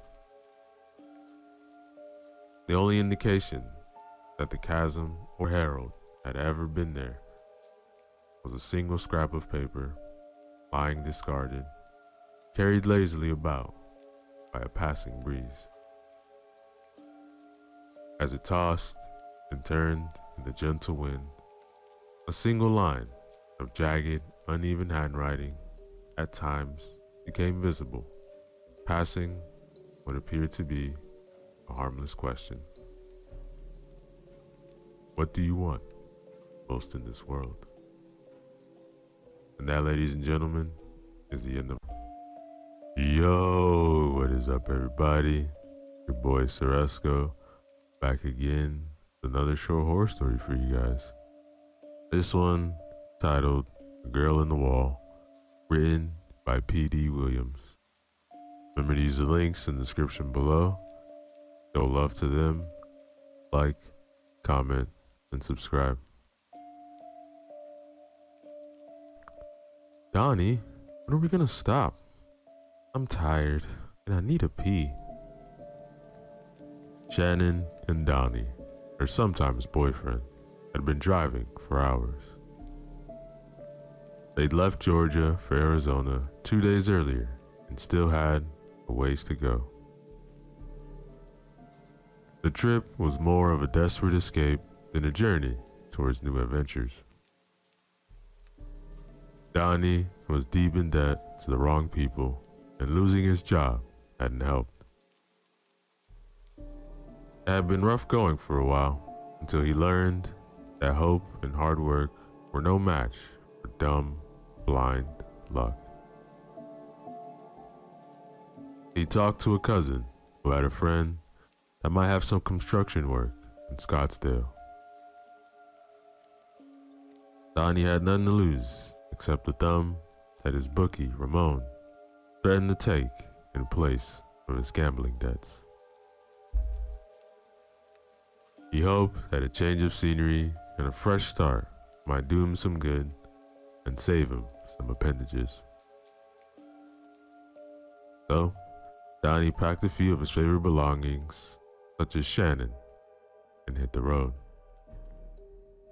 He prayed that the iffy motor in his worn-out 2010 Ford Mustang would last the distance. He hoped Shannon would as well.